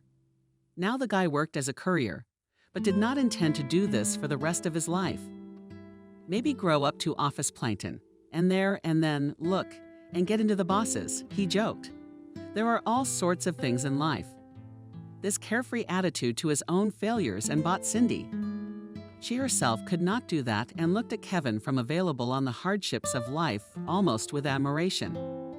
Time passed unnoticed during the conversation. The girl came to her senses only when a message from her mother came on her phone asking her when she would come home. It was 11 o'clock and Cindy had to get ready for bed. I guess I'll be going now, apologizing, in a scared tone, the girl said. Nice talking to you, but my mother's looking for me too. I'm afraid there'll be a scandal. I'll walk you out, Kevin volunteered. Cindy thought that if her mother saw her about the counselor, there would be a scandal. So she tried to say no. There's no need to go this way. It's only 2 blocks. I can make it at this hour. Kevin was indignant. That's out of the question. I'll walk you, and don't even think about arguing. What if something happens to you? Who knows what kind of rabble is hanging around the streets right now? Cindy couldn't think of anything to say to that. You can't tell a boy that you're more afraid of a mother's anger than of all kinds of hooligans and criminals. And so they walked through the city at night. Continuing to chat at their driveway, Cindy stopped and said, "Here we are. Thanks for walking us out. It was really nice to meet you and will you leave me your number?" asked Kevin. The girl hesitated for just a few moments and nodded. Yes, Kate met her in the hallway. She looked very wary. "Where have you been?" asked the woman. "A friend called me to a nightclub to dance," said Cindy. "I've never been there and I probably won't go again. I didn't like going to a nightclub." This admission seemed to alarm Kate. "I didn't expect you to. But it went well. No one made a pass at you." "Oh God, of course not, Mom." Cindy was ready to laugh at that assumption. Kevin did. In Cindy's eyes, he was the most polite guy she'd ever met in her life. The next day, she couldn't stand it and called Molly. She reasoned that after such a stormy night, her friend was unlikely to get out of bed before lunch. So she called her at 12 sharp. Cindy couldn't wait any longer. Molly answered in a sleepy voice after the 10th ringtone. "You're early, I'm sorry. I wanted to ask you when I would bring you the dress and thank you for it." "The dress?" Molly asked again. "What do I need it for now?" "I would have waited till Monday. I'm not going anywhere else this weekend. I had too much to drink last night." "I'm sorry I left without telling you," Cindy said. "It's just that I met this guy and he suggested we go for a walk." That statement made Molly's feelings for the guy go away. "But wow, and here I thought you were being quiet. And in general, Molly, come on." Cindy was embarrassed. "It was nothing like that. We just talked. It's still good. Come on, tell me who you are." "What did we talk about? Where?" Cindy spent an hour describing Kevin's life to Molly in every color. It was unexpectedly exciting and interesting.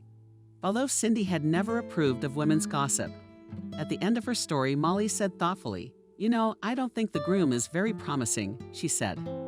She said, "Some 33 misfortunes and honestly, I'm not going to marry him. But I think it's a waste of time just to date him. At least he can pay for a decent restaurant." Cindy just sighed. Why did Molly have to ruin everything? She wasn't talking to Kevin for the money, but for the sake of it. Cindy couldn't say for sure why she wanted to keep in touch, just like she didn't know at what point she and Kevin started dating. At first, things had been pretty sweet, just about as they had been written about in the books. Kevin would meet her after class whenever he was free. Sometimes he gave her flowers, not flashy bouquets and hundreds of roses, but something modest like wildflowers. True, there had been a rose once. Kevin had laughingly claimed he had picked it in the park, and Cindy had never been able to understand seriously whether he had said it or not. They went to the movies a few times, and once they even kissed on the lips there, as Cindy had dreamed. Molly continued to change guys like gloves. Sometimes the girl and her next favorite went out with Cindy and Kevin on double dates. Who are you always looking for? Cindy once asked her friend. Why do you have to change guys? I'm looking for my ideal, Molly replied. Don't you like anyone? You've dated all kinds of boys. I think some of them were really nice. Good ones, Molly said. I'm looking for a great one. About a year after Cindy and Kevin started dating, the first complications began. Molly reported to her friend that she saw Kevin hugging some girl on the street. I almost fell over, Molly said, gesticulating desperately. At first, I thought it was a trick of the eye. I'm walking along, not touching anyone. I'm thinking about my own stuff, and then this happens. And then I saw Kevin and some blonde girl outside a cafe, probably just back from lunch. Cindy had no reason not to believe her friend. She called Kevin and asked in a trembling voice, is it true? Is what true? He asked. That I love you. That you're the most beautiful girl on earth too, yes. 3 times Cindy knew it wasn't true. She wasn't the most beautiful, that's all. And after what Molly had told her, Kevin's words about loving her didn't seem believable either. You were cuddling with some girl outside a cafe, she said. Is that true or not? Kevin hesitated before answering. And the hesitation was enough to realize Molly was right. Cindy cried and hung up the phone. All the beautiful love story she had imagined of herself had turned into nothing. Kate could not have chosen a more inappropriate moment to enter the room. She stood looking at her daughter for a few minutes, and then asked why she was crying. She knew Kevin by then, but she rarely called him by his first name because she disliked the guy. Everything is more this or yours. After the news she'd heard, Cindy could have called him a stronger word.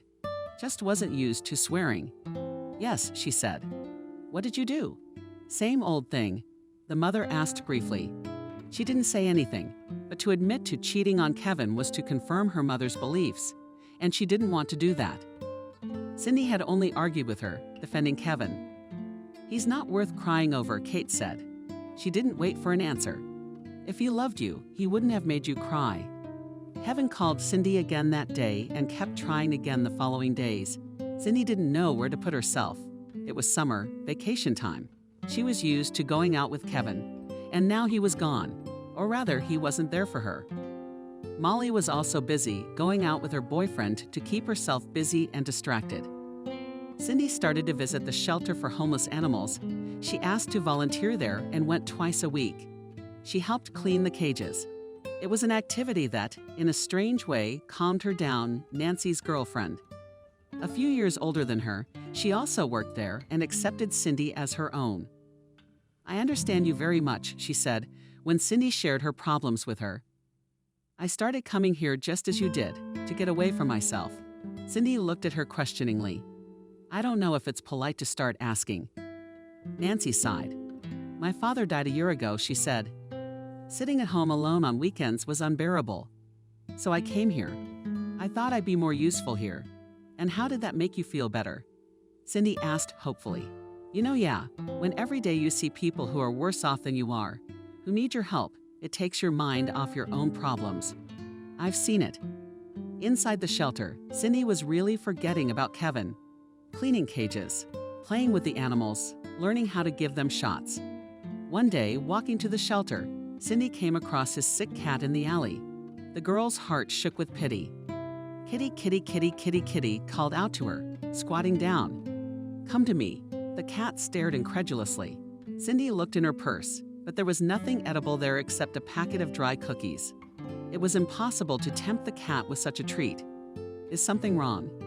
asked someone behind her back. Cindy shuddered and turned around. She only now realized that she was sitting on the sidewalk with her hands around her purse, and it probably looked like she had a stomachache.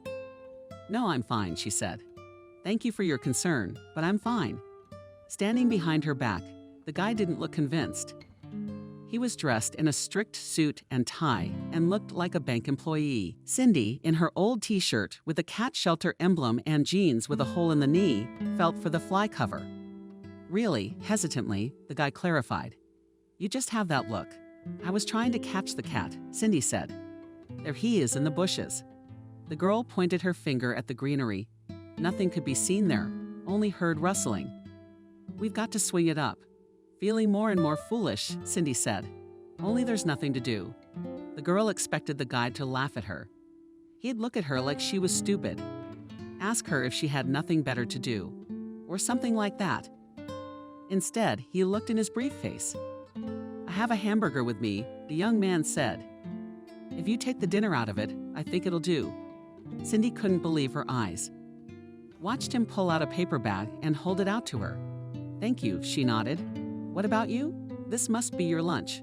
I'll buy more." Waved his hand. "He's not that rare." Cindy smiled at the guy and took out her dinner. Called the cat Kizza again. "Come here." The gray muzzle again appeared from the bushes and looked at the girl incredulously. The boy whistled, and the case seemed to be bad. "He's sick," whispered Cindy. "We need to feed him," then Cindy. "Finally, I found you." The cat, who had already taken the first step onto the sidewalk, darted back into the bushes. Cindy sighed heavily. "Kevin, you couldn't have picked a worse time to come here. I've been over every moment. Called you, guarded you in the driveway." "I'm sorry," Cindy said. "It's personal to a stranger." "Of course, I understand," nodded. The man looked at her at Kevin and headed for a car parked nearby. Kevin gave him a disgruntled look. Who was that? A random person who was driving by and stopped to help him not to help him. Help with what? Never mind, Cindy sighed. What did you want to talk about? Well, talk then. I'm listening. Kevin sighed too, looked at his feet, then up at the sky. I'm sorry, he muttered. For what? For the thing with the little one. You know, the one that someone saw me with at the coffee shop. I didn't have anything with her, honestly. We just had lunch once. Who is she? Just a girl from work. A nuisance, Kevin said. She's a paper pusher. She's new from out of town, doesn't know anything about this place. But I volunteered to show her where to eat, what stores are nearby. And I had to cuddle. Cindy asked. Well, it was an accident. Cindy, it's just a friendly hug, like at school. Peacefully said Kevin. Have you ever hugged your friends? A goodbye hug. Cindy never hugged. Because she didn't even have any friends. Kevin's explanation seemed to make sense, and the whole situation seemed harmless. And yet something didn't feel right to the girl. Forgotten? Kevin asked. His eyes looked so pleading and pitiful again, that look of a hurt puppy, like the first time they met. Cindy couldn't take it anymore. All right, she said. But promise me that if you really do love someone, you'll tell me to my face, and you won't go behind my back to see that girl. Okay, I'll love someone. Are you kidding me? I only love you. Cindy took another look at the bushes. There was no chance of finding the missing cat. From all of Kevin's complaining and wailing, he must have run away. What was the spirit? The stranger's gift of a dinner suit never came in handy. Cindy left it beneath the bushes from the stagger. Further engrossed in conversation with Kevin cheered by the fact that he had been forgiven. The girl gave herself her word to look for the cat the next day, but she could not fulfill that promise. By evening, she had a sudden cold. The ice-cold cocktail, which Kevin treated her with in honor of reconciliation. And when Cindy recovered and came to the place, she found no one there. She forgot about the cat story for many years, remembering her relationship with Kevin. Later, Cindy couldn't figure out where he was lying and where he was telling the truth.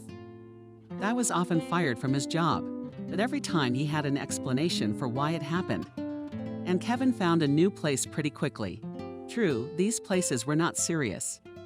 All professions, as a schoolboy helped Kate, then a waiter, then a pizza delivery man. He's got any ambition at all. 25 years old, it'll all work out. Like Cindy's mantra, we'll get through this. Kevin didn't seem to be cheating on her or hiding it well. In her 3rd year, Cindy married him, although the initiative did not come from him, but rather from Kate and Kevin's mother. If the intention is serious, let him marry, Kate said. If not, we don't keep him. Kevin's mother, Adriana, a stern woman who worked as a storekeeper, had expressed herself in much the same way. Later, Cindy wondered if the woman had a personal interest. It was quite possible that Kevin had simply bored her with his antics, and Adriana wanted to dump her son on someone else's shoulders, to hand him over to her daughter-in-law, so to speak, as a transition banner to take a vacation, and no longer take care of him. Cindy was young and naive, didn't realize any of this at the time. Molly, who had volunteered to be a witness at the wedding, sat next to Cindy and Observer Hall with a critical eye. "When I have a wedding, I'm not having it in this diner," she said. "Some era canteen. Who picked this place? Did you?" "Adriana," whispered Cindy, watching Kevin's mother fuss over her baby. "I thought so for some reason." Molly grinned. "She's a golden woman. By the way, what exactly is she sick with? She looks pretty healthy. Look how Adriana was running around, and she did look pretty fit." Despite the fact that Kevin often referred to her health when he was late, Cindy was too shy to ask about it. Such questions seemed indecent to the girl. "Why did you come alone?" Cindy asked, wanting to change the conversation to another topic. "Where is Jacob?" "We broke up with him." Molly answered briefly, stirred and strawed her cocktail, which made me realize he wasn't my type. No ambition in life, said he was content to work as a store clerk. Living in Molly's rented apartment, but he's only 26. I tried to talk some sense into my friend Cindy. "He's got time for everything. I don't want to wait," Molly replied. "You can consider me a terrible woman, but I want everything and immediately want to come to everything ready, so to speak." This principle guided her in the following years, changing fiancés like gloves, all choosing the one. While Cindy was tormenting Kevin, trying to set him straight, Molly lived in her own pleasure, working as a secretary at a large enterprise. Not getting too much, but weekends spent fun. Going out at the expense of the next beau out of town or in some restaurant. However, her personal life did not add up, and Molly was slowly falling into a depression.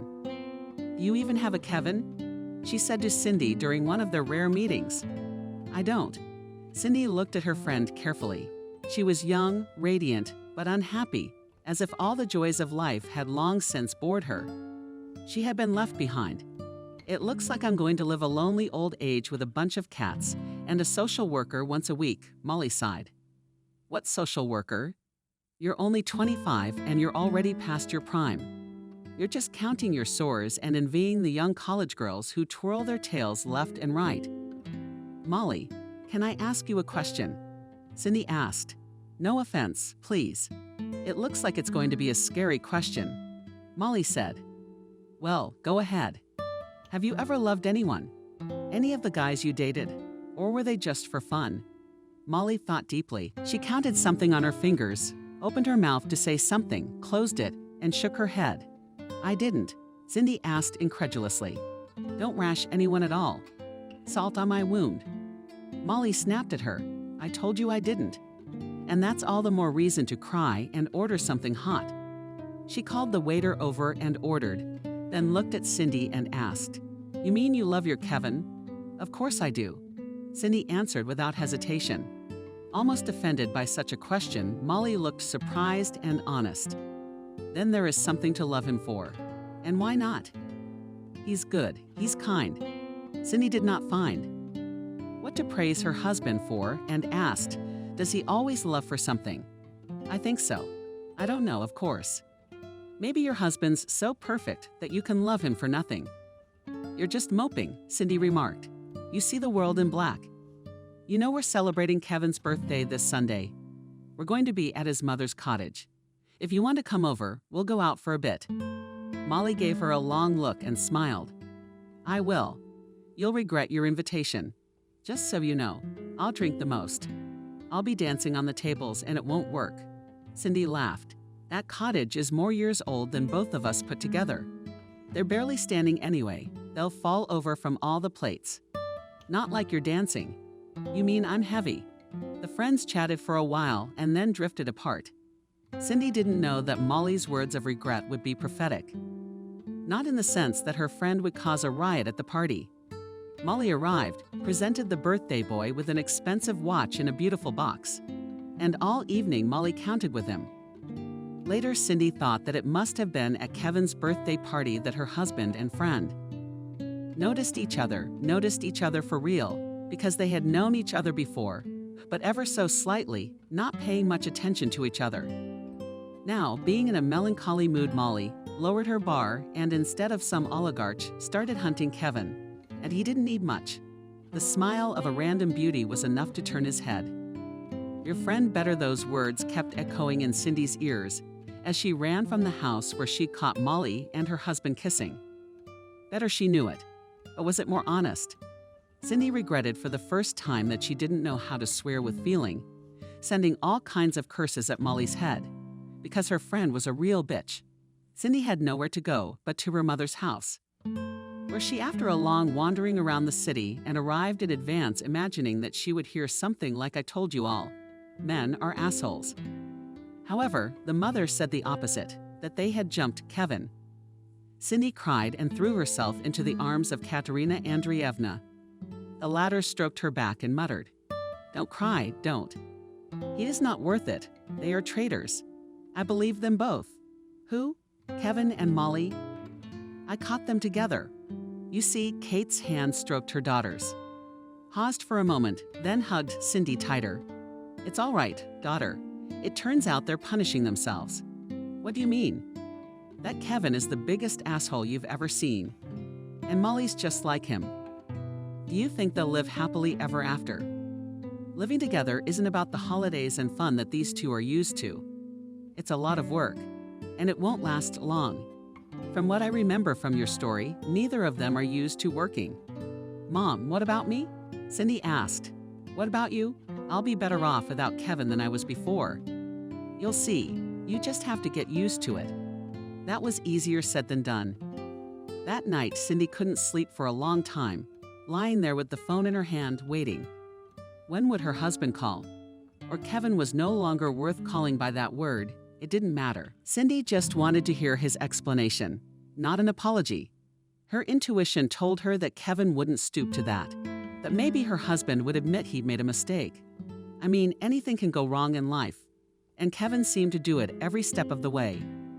She didn't get a call from her husband, so she plucked up the courage to call him herself, barely waited until Kate left for work, and immediately dialed the number. Kevin answered not right away. Cindy thought he wouldn't pick up when he did mumble. "Hello," he sounded sleepy and disgruntled. Cindy glanced at the clock at 9 o'clock. No wonder Kevin was still asleep. Being out of work, he usually lay in bed until lunchtime. "Did I wake you?" Cindy asked.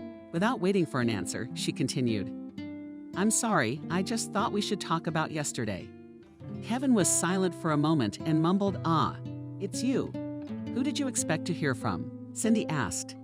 "Didn't Molly spend the night at your place?" She almost said we, but corrected herself in time. How could it be us when she could hardly imagine walking into that apartment and sitting on the couch where Kevin was making out with her friend? I wondered if they'd even cleaned up the groceries off the floor, the same ones Cindy had left in the hallway.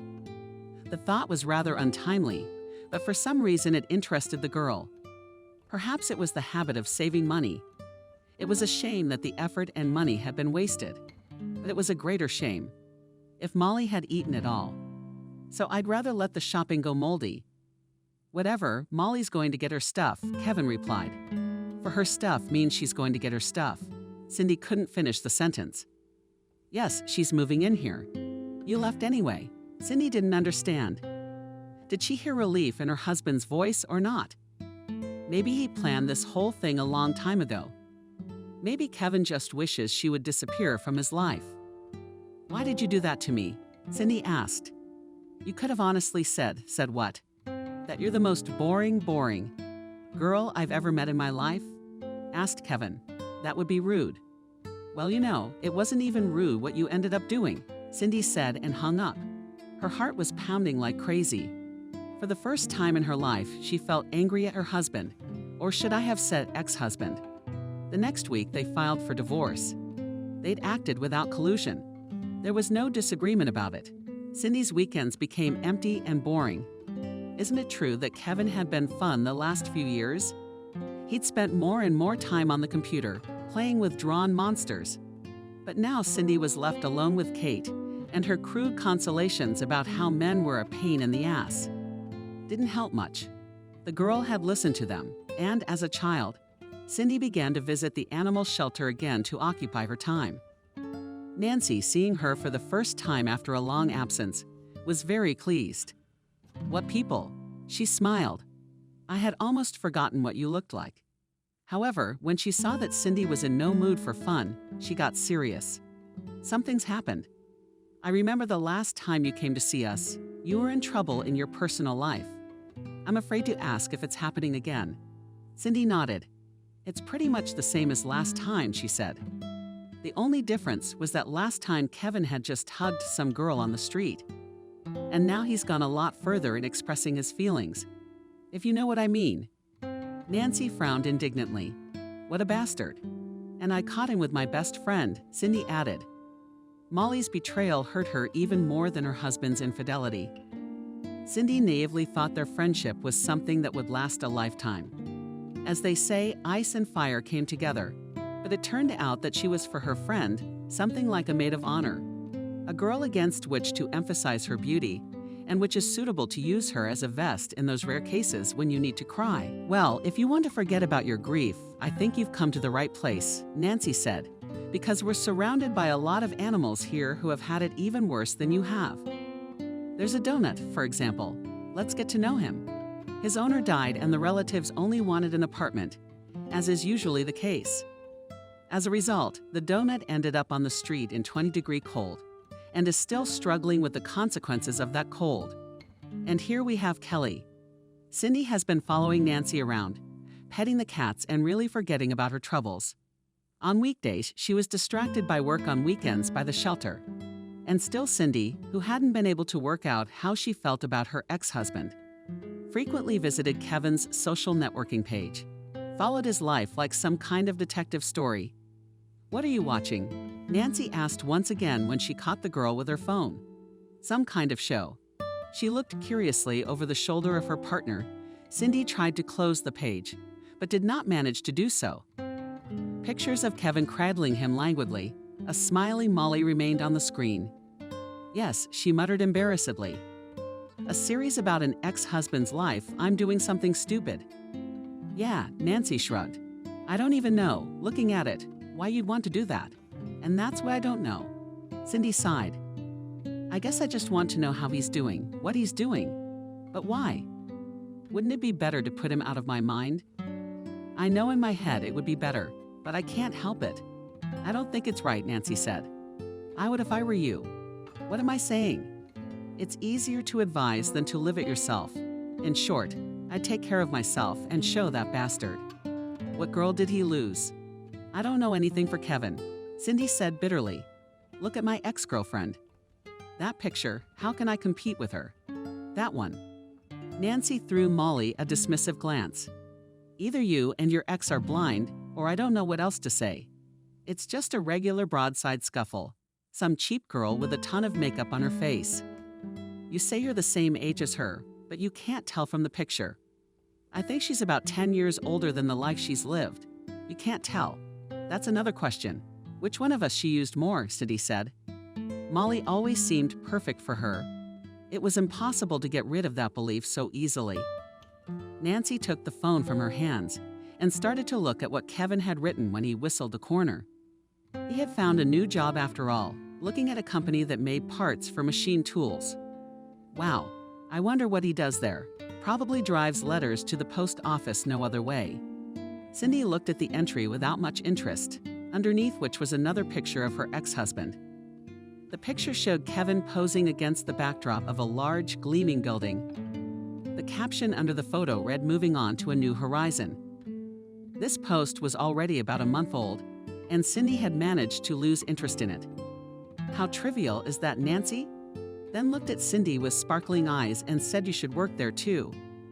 This statement almost made Cindy fall off her chair. "Why should I?" she asked. "Why? And more importantly, by whom? It doesn't matter. You have a lot of experience. You're a serious person, not like your rogue mind, Zhenka. You'll do well. And then, how much do you get now, if it's no secret?" Blushing enough, Cindy said. Nancy looked her over with a critical eye. "Yes, and you don't look it. By the way, you're the one who made me wear the cat house t-shirt. Said we should be a team. But that's not the point. You're supposed to be growing up, moving on, not sitting in one place your whole life working as a file clerk and God. How did I forget that?" "Forget what?" Nancy looked at her with a strange, stunned look and said, "I have an acquaintance at this company, a very old acquaintance. I don't even know if he remembers me. We used to talk to this man, and now he's an occasional. He donates money to our shelter." And that Cindy couldn't figure out where her friend was going with this. "I know someone there too. Kevin got a job there. What's in it for us? Your ex-husband doesn't give us anything. He just takes from us. But my boyfriend does. It's settled. I'll ask him to hire you." "Nancy, don't go crazy," Cindy asked. "I'm fine as I am." "You are? I think you're just afraid of change." Cindy brought up her tongue. Her friend was 100% right. She was so used to her job. A file clerk used to her little office, the girls in accounting and HR, that she felt like it had always been that way. Going elsewhere meant losing the sturdy, reliable Kogan. Cindy didn't know what might await her in the new place. It was like throwing herself off the side of a ship into the open sea. "It's a stupid gamble," Cindy said. "Changing my job because of Kevin was already changing my whole life. I don't want to quit a secure job and go somewhere else. Or maybe if we change, we should do it all at once." Nancy asked, "And then, if this place seems unreliable to you, I don't know what to suggest." She opened again the picture of the company where Kevin worked. Nancy was right. Many of Cindy's acquaintances spoke of it fondly as something unattainable. It paid very good wages, some of the best in the city. But it was almost impossible to get in, unless by acquaintance or some small position like the one Kevin had probably taken, something more than a courier or a cleaner. A random person off the street wasn't going to make it. Cindy voiced these thoughts to her friend, but she dismissed them. "I'm telling you, I have an acquaintance. And then it's a matter of technique. I'm going to call him right now." Watching Nancy search her phone for the number, Cindy winced with excitement and whispered, "Maybe you shouldn't." Nancy didn't listen to her, made a sign to be quiet, and started into the phone. "Michael, hello. It's convenient for you to speak now. This is Nancy, yes, from the animal shelter. Remember me?" Cindy could barely keep her hands from covering her face in her imagination. Some respectable elderly man in a suit at that moment was scratching the back of his head in bewilderment and trying to remember who Nancy was and what shelter she was talking about. Surely this man must have forgotten all about his charity. He probably set his cards to autopay, sending a certain amount every month, and then the volunteers show up, calling him like they're his best friends. Apparently Michael remembered Nancy, because the girl said in the same enthusiastic tone, "I have a favor to ask of you. Could you hire a friend of mine? Do you have a place for her?" "Nancy, stop it," moaned Cindy. She could hardly keep herself from snatching the receiver from her friend and dropping the call. The girl felt very embarrassed, as if she herself had been calling an important boss and asking for his job. All by way of defense, thought the friend, clasped the phone with the palm of her hand and read again, addressing the unknown Michael. She had worked as an education clerk for several years. "What is your education?" "Economics and management at the enterprise." "A red diploma," Cindy said shyly. "Wow," Nancy gasped, and then she came to her senses. "I mean, not you, Michael. She has a red diploma in business economics. Got it? Okay." Cindy listened with bated breath to her friend's one-word answers and tried to figure out what was going on. Nancy's face remained enthusiastic, and Cindy didn't know whether it pleased her or frightened her. Well, she asked when her friend had finished her conversation. What did he say? That he would be expecting you the day after tomorrow for the interview. V9 o'clock, room 204. The building is the shiny cube in the picture your husband was smiling at us from. Now it's up to you. Mommy mumbled. Cindy, what am I gonna do? I haven't been to a job interview in 100 years. I've forgotten what it's like not to be in front of one. Michael is kind. He won't hurt you. Michael questioned Cindy in surprise. Nancy winked at her. You'll see for yourself. I've got to get on with the cats. We've got litter box cleaning on the agenda right now. You're in. Cindy was nervous about going to the interview because she had to lie to her colleagues. She said she had a dentist appointment, instead of confessing everything because she didn't know what she was going to talk about in the interview. Because of the very meeting with the boss during the phone call, Nancy behaved a little too proprietorially with him, and Cindy was ashamed of it. I'm sure this unknown Michael must have thought Cindy was a cheeky girl. She'd taken a job on a whim, even though her connections weren't that good. A shelter volunteer and a supervisor working for a big company. What did they have in common? Cindy was dressed especially carefully for the interview. She pulled out of her closet her best suit, which she usually only wore on meeting days. She felt she had to look especially festive for those. For about 20 minutes, she paced in front of the mirror, wondering if she should take Nancy's advice and wear a little brighter makeup than usual, or leave everything as it is. In the end, she decided she wasn't going to a beauty contest and used one eye pencil. She called a cab because she was afraid she'd be late. As she approached the office, Cindy felt like a schoolgirl, her knees shaking the way they used to before exams. Everything she was going to say about herself had slipped her mind. There was no receptionist in front of the office, and Cindy cheered up a little. So the position held by the unknown Michael in this company was not prohibitively high. After reading his name on the plaque, the girl knocked and stepped inside. You can. The man behind the desk looked up, and Cindy was embarrassed. She didn't know why she had thought the boss would be an old man. The man turned out to be young, barely over 30, and very handsome. Not the left-handed beauty that Kevin was characterized by, but a real masculine beauty. Cindy felt the same insecurity she sometimes felt in front of her classmates. Managing herself, she said, "Hello, Michael. I'm Cindy. You scheduled an interview for me today." For a moment, she thought that the boss was speechless at the sight of her, but that moment passed quickly. Why would he be amazed? Most likely Cindy had imagined the whole thing. "Good afternoon," he nodded. "Come and sit down." Cindy sank down on the edge of the chair and folded her hands in her lap. Then she came to her senses and put them on the table this way and that. She resembled a schoolgirl. It seemed to be the girl's eternal curse. "Tell us a little about yourself. Why do you want to work for us?" Michael asked. He nervously moved papers from one place to another, and then began to twirl a pen in his hands. The man was definitely worried, although Cindy couldn't understand why. However, at this moment, the girl did not care about other people's worries. All the speeches she had prepared in advance had slipped Cindy's mind. What could she say to that question? To say that she wanted to prove something to her ex-husband, or that she was going to spy on him? Neither of these answers obviously did not fit the image of a solid economist. The girl hesitated. Courage. Michael encouraged her. "I'm not touching." Cindy looked at him and was surprised to realize that the man was smiling. The girl relaxed a little. "You know, to be honest, I guess I just wanted to change my life with unexpected honesty," she said. "But of course, I am ready to work and benefit the company. I still have some knowledge of economics." "But for the last few years, you have been working as a clerk," Michael clarified. Cindy nodded. She thought again about coming here for nothing. An economist with no experience. Who would hire her? "Thank you for your candor," said the boss. "That's a pretty important quality, too. And rare these days, I must say. I have a vacancy in the sales department paid internship. Probationary period of 3 months. But how? Are you ready to give it a try?" Cindy nodded again, this time more animatedly. Not believing her luck, "Ready," she assured the man. "I won't let you down. You'll see." Pleased to see such an attitude with a smile, the man replied. Later, telling Nancy about the encounter, Cindy could not contain her surprise. "I thought it would be very scary, but it turned out to be the opposite," she said.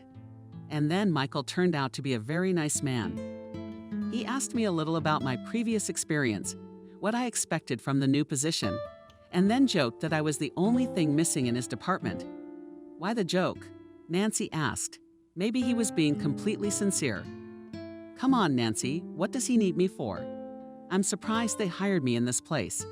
I didn't even work as an economist, I just corresponded. And this is a lot of responsibility."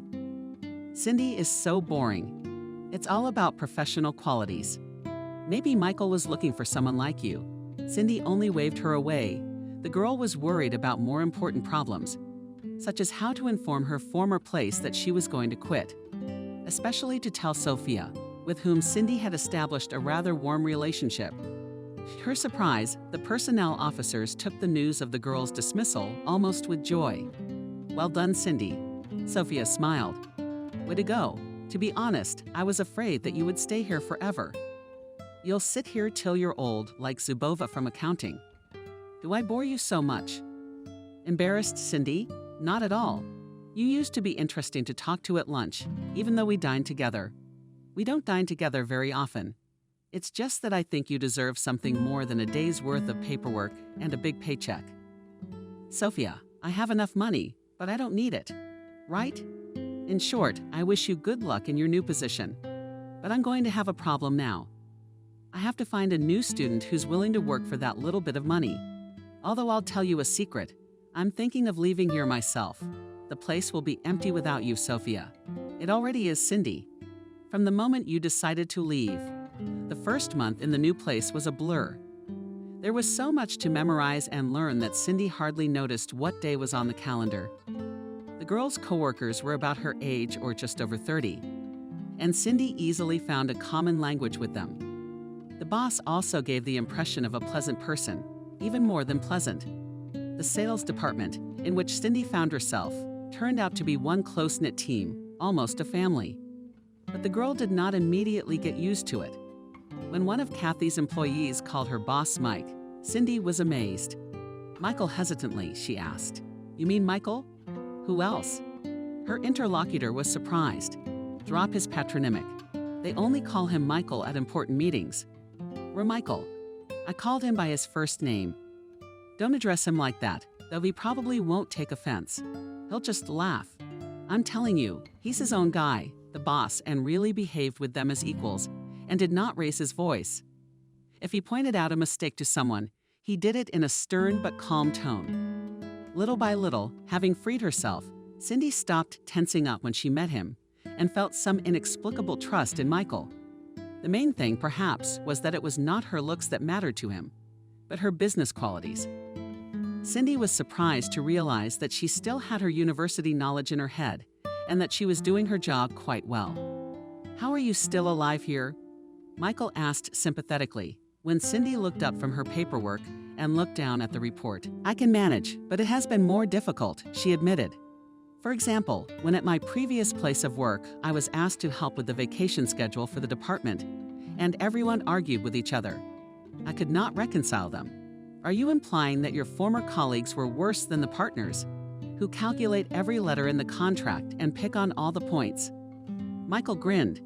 "Well, as long as you can still make jokes, it's okay. You know, Cindy, there's something I'd like to discuss with you, but it's getting close to lunchtime." "That's okay. I'm in no hurry anyway," the girl assured him. "How would you like to discuss it over a cup of coffee? There's a pretty good cafe on the corner here." "Okay, I don't mind a little tomato," nodded Cindy. The girl wondered to herself how she managed to keep her outward composure. The panic of going to a cafe with a man rose in her soul. She hadn't gone out with anyone in years. To be more precise, she hadn't gone to a cafe with any man except Kevin. And that was way back in college when they first met. "What do you think you're trying to talk yourself into, Cindy?" "It's not a man. It's not a boyfriend. It's just Michael. The warden's probably going to talk to me about some problem. And I've been making up all sorts of things." And yet, following Michael down the corridor, the girl could not get rid of her nervous trembling. Silly thoughts popped into her head, like whether she was ragged, whether she had hair, whether her mascara was smeared. Though what did it matter if they were going to have a work-related conversation in the cafe? Cindy was in for shock number 2. She'd worked at the company for a month, but had never met her ex-husband, had almost resigned herself to it, and had stopped thinking about Kevin. It wasn't a big deal. Work was on her mind. And then suddenly, Cindy saw him standing by the cash register with a cardboard cup in his hand. Probably ran in here for a coffee. Not sooner, not later, the girl thought heartily. He was the only thing missing here. Still, she couldn't help her curiosity. Cindy wanted to know if her husband had changed since the divorce, and if so, for better or worse. At first glance, there was no noticeable change in the man, or perhaps his face looked thinner than usual, and the shirt wasn't the main one for sure. There's a crease in the back. Molly never bothers to do housework. Now Kevin would have to put up with it. The ex-husband finally noticed Cindy. There was genuine shock on his face, and Cindy looked away, feeling her face light up. "What is it?" Michael asked. "Are you not well?" "No, just ignore it. It's all right." Cindy had deliberately chosen the far table in the corner as far away from the entrance as possible and still felt the eyes on her. Kevin. The man had forgotten about his coffee and was hurrying towards her. God, what did he need? Michael placed the order. Cindy didn't even realize what they were going to eat. Answered the supervisor's questions, machine like a robot. Michael lowered his voice, said, "Pardon my insistence. Maybe it's none of my business. That man at the entrance with the glass in his hand, he's unpleasant to you. What makes you think that, Cindy? It's all over your face. If he's a bad acquaintance of yours and you don't feel comfortable here, just say so. I'll cancel the reservation and we'll go somewhere else." That's a lot of honor for him, Cindy muttered and sighed. Yes, to tell the truth, he's an acquaintance of mine, an ex-husband to be more precise. And to find him here was a great surprise to me. Judging by your appearance, you separated recently and not in a friendly way, Michael remarked. Cindy forced herself to smile. Did you take a psychology course? No, I just saw the look on my ex-wife's face. When we accidentally met on the street, it was just like your husband's, wasn't it? It's unmistakable. Are you divorced too? Yes, I've been divorced for a year now. Why are you so surprised? I just didn't expect you. Cindy did not finish the sentence. She had known the boss for a little over a month, but she saw how colleagues and subordinates treated him very kindly and with respect. Michael never shouted at anyone. He was very nice to everyone. And with his dark squares and slightly snub-nosed profile, he looked very handsome. What woman in her right mind would leave a husband like that? Unless he wanted to leave. I found out my wife was cheating on me with my best friend, Michael said. It's a pretty unpleasant story. I don't discuss it with anyone, and I want to forget it as soon as possible. My ex probably looks at me like that when I see her too. Even though it's been a year, and I have the same story as you, Cindy admitted. Husband and girlfriend since college, but I can't get over it yet. It's only recently. Kevin continued to look in her direction. Cindy sighed. Why does he keep looking at her? It's annoying. A mischievous smile suddenly appeared on Michael's face. Do you mind if we tease your husband a little? He asked.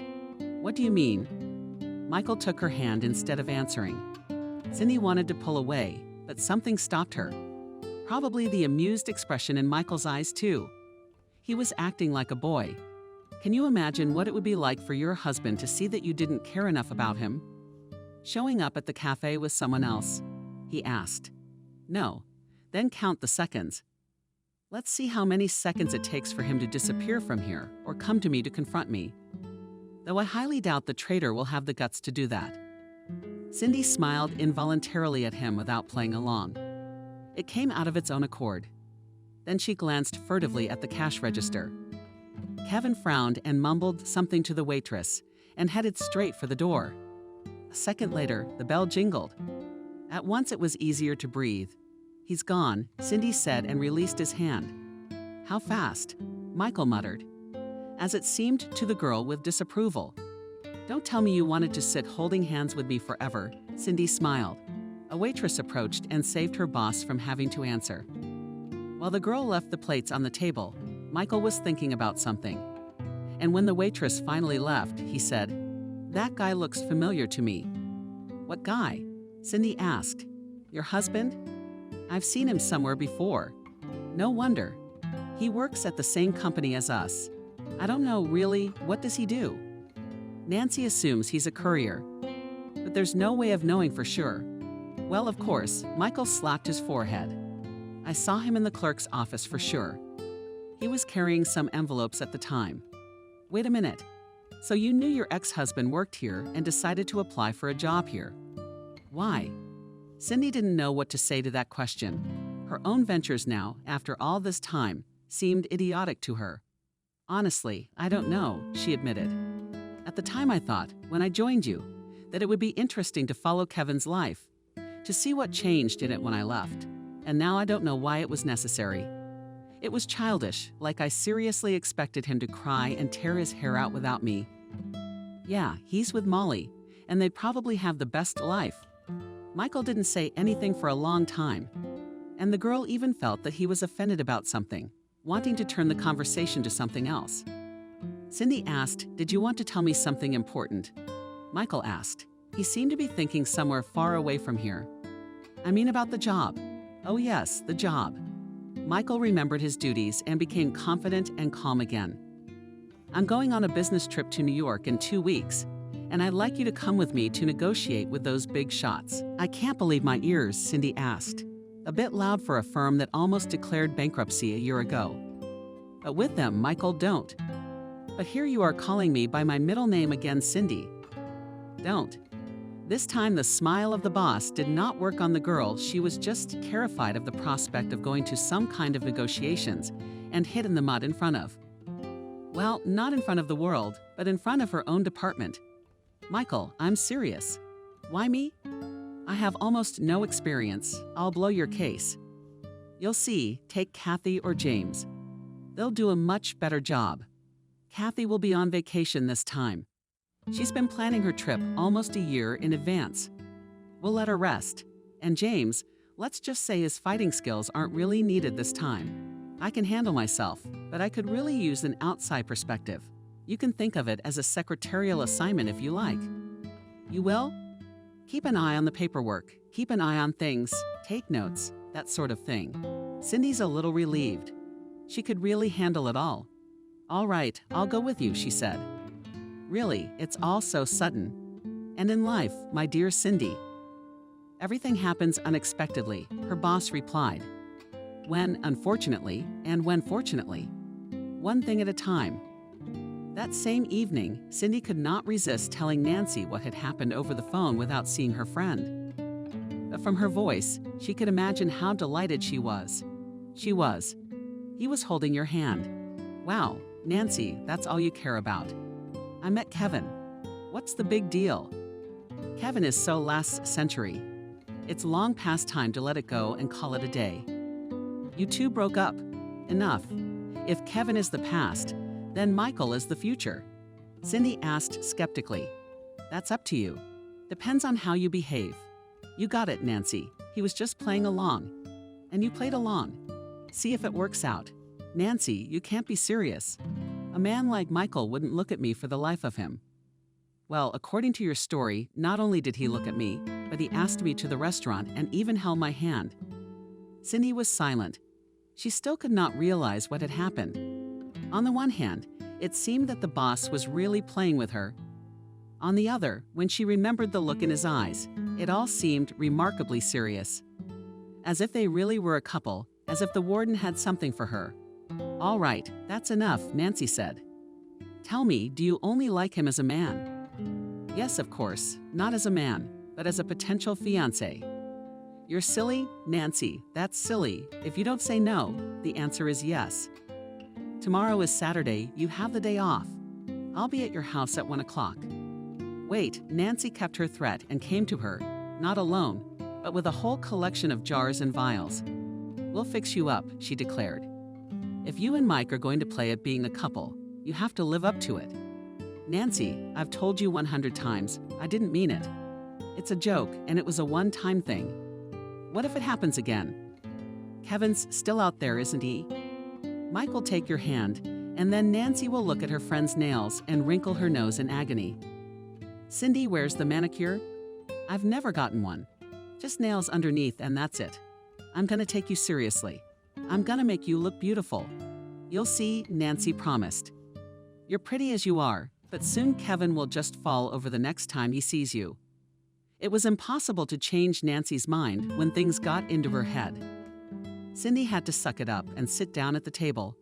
Let's start with the nails, Nancy said. Then eyebrows. Well, I'm no expert, but it'll definitely be better than it was. I'll have to think about the hair. I'll take you to my friend. She's a hairdresser. Lena's sure to find the best one for you. Cindy has always hated these girlish entertainments with all kinds of makeup and experiments with appearance. So the weekend when Nancy took her seriously, as she put it, was one of the most tedious of her life, but the result was worth it. Sunday evening, looking at her reflection in the mirror, Cindy wondered if she was her own person or if she had been replaced. Cindy parted with her braid and got a knotty one with a braid. But she couldn't help admitting that she was happy with her new hairstyle, and her face was transformed. It was like a glow of hope. Cindy felt strong and renewed and was not afraid of anything. Even her ex-husband, who she had met on Monday morning on her way to work. At first he looked at her from the side for a long time, probably a good half a minute, trying to realize whether it was Cindy or a trick of the eye. And when the girl stepped resolutely onto the porch, he grabbed her arm. Cindy, wait, we need to talk. What's this about? The girl didn't understand and let me go. I'm hurting Molly. Her so grabbed, not me, but mine. Molly? Asked Kevin. She's been grieving for a long time and has nothing to say. What are you talking about? Cindy was indignant. That you immediately confused with some man. That's what. Who is he? What do you care? Do you have a thing for him? Kevin kept up. Do you think he grabbed your hands? Her ex-husband said, as if he was accusing Cindy of some crime. If I'm not mistaken, you grabbed Molly too, and not just by the hands. Coldly, Cindy replied, so don't stand in my way. Let me through. Her ex-husband suddenly seemed unassuming and pathetic to the girl. How could she love this man? And what did she find in him all those years ago? Kevin looked at her face with a confused look at her hair and was not going to let go. I was too dumbfounded by what was happening. Michael came to the rescue as he pulled up to Cindy's building. What's going on here? He asked, coming closer. If the boss was surprised by Cindy's new look, he hid it better than Kevin. His face only flashed with a strange emotion that the girl could not capture. And then it was gone. Cindy even felt disappointed. Didn't he like it? Kevin shook her hand and released it. Cindy lost her wrist. Don't come near me again, she said. It's over between us. Won't come near me. Promised Michael. Kevin gave her a disgruntled look, and taking the girl's hand, Kevin did not object, stood still and with a helpless look, watched them walk away. As the pair rounded the corner, Cindy whispered, he can't see anymore. We may or may not be allowed to leave. Michael asked, and without waiting for an answer, he added that you look very nice in your new hairstyle. Thank you, blushing, Cindy said. They walked all the way to the sales office holding hands. Only where they could be seen by their coworkers, rasped their fingers and went in different directions. Cindy to her seat, to listen to Kathy rave about her new look, and Michael to his office to prepare for another meeting. The next few days went quite normally. Cindy even began to think that this was the end of it. She never saw Kevin again. Michael made no indication that anything special had happened between them. It was all for nothing, she told Nancy. You know, I almost wish Kevin was bothering me more. I think Michael's a really good actor. At least he was very believable when he pretended to my ex-husband that he felt something for me, even I believed it. Why do you think he did? My friend asked. Maybe he really does. Nancy, that's ridiculous. I don't believe in love at first sight. At least at our age, then I impressed Mike by being good at parsing documents, and knowing them with bitterness, asked Cindy, I'm really nothing. I'm nothing and I haven't proven myself. Maybe you have, but you don't remember it. Well, yes, I remembered in time that Gennady Evgenievich from the neighboring office has an anniversary, and we should congratulate him. I guess that's when Michael fell in love with me. I love your sarcasm, Field. but it's not appropriate right now. It's not sarcasm. I'm serious. Do you really think it's possible to fall in love with someone? After knowing them for a couple months, Cindy asked, or maybe not a couple months, but a lot longer? Nancy, stop talking in riddles. I've never been good at them, or better yet, stop talking about Michael. It was a waste of time. It's over. How do you know? Nancy stretched out. But I agree with you about talking about him all the time is too much of an honor. How about we talk about food? I, for one, am terribly hungry. Let's feed our mustachioed angels. And the cafeteria is my treat. The cat shelter continued to play a big part in Cindy's life. Her life was still not very exciting. And the girl regularly came to help every Saturday, not doomed by her own home. Cindy thought that she was just doing good deeds and did not expect anything in return. However, as it turned out later, the cats did repay her for her kindness, and in a way that the girl did not expect. The truth was revealed quite by accident a few days before the appointed business trip, which Cindy again feared like fire. She had no idea how to communicate with Michael. She couldn't even look at him calmly. And here they had to fly 2 hours in an airplane, then live in the same hotel for 12 hours a day together. Cindy thought about it so much that she didn't even look around. She was just coming back from work, having experienced another boring, unremarkable day. The puddle from which she was rolled by the passing car was also unremarkable. But when, at the girl's cries, water splashed into her face and pants, it sobered Cindy a little. Now she muttered sadly, wiping her face with a handkerchief and examining the soiled clothes, the field. Get in the car, I'll give you a ride. The girl raised her head and saw a car stopped nearby. She would recognize this car from a 1000. Every day she waited with some trepidation to see if she would meet its owner at the porch. Michael rolled down his window and looked anxiously at Cindy. She hesitated for a few moments and nodded. Thank you. If you don't mind. Cindy sat in the front seat and folded her hands in her lap. It was as hard to look at them as it was for Michael to remember the way he'd squeezed her fingers. What should Cindy do? Is there something special about this? She's an idiot who made it up herself, and she's blaming it on the man. It's not Michael's fault she has such a wild imagination. Where can I take you home? Michael asked. Cindy nodded. Then, deciding that it was impolite to say that, yes, and seeing that the boss had decisively steered the car into the right lane, she asked, how did you know where I lived? I looked in your file, Michael admitted. It's awkward, honestly. It's okay. You're the boss, so it's only natural. I didn't ask about it as a supervisor, mumbled Michael.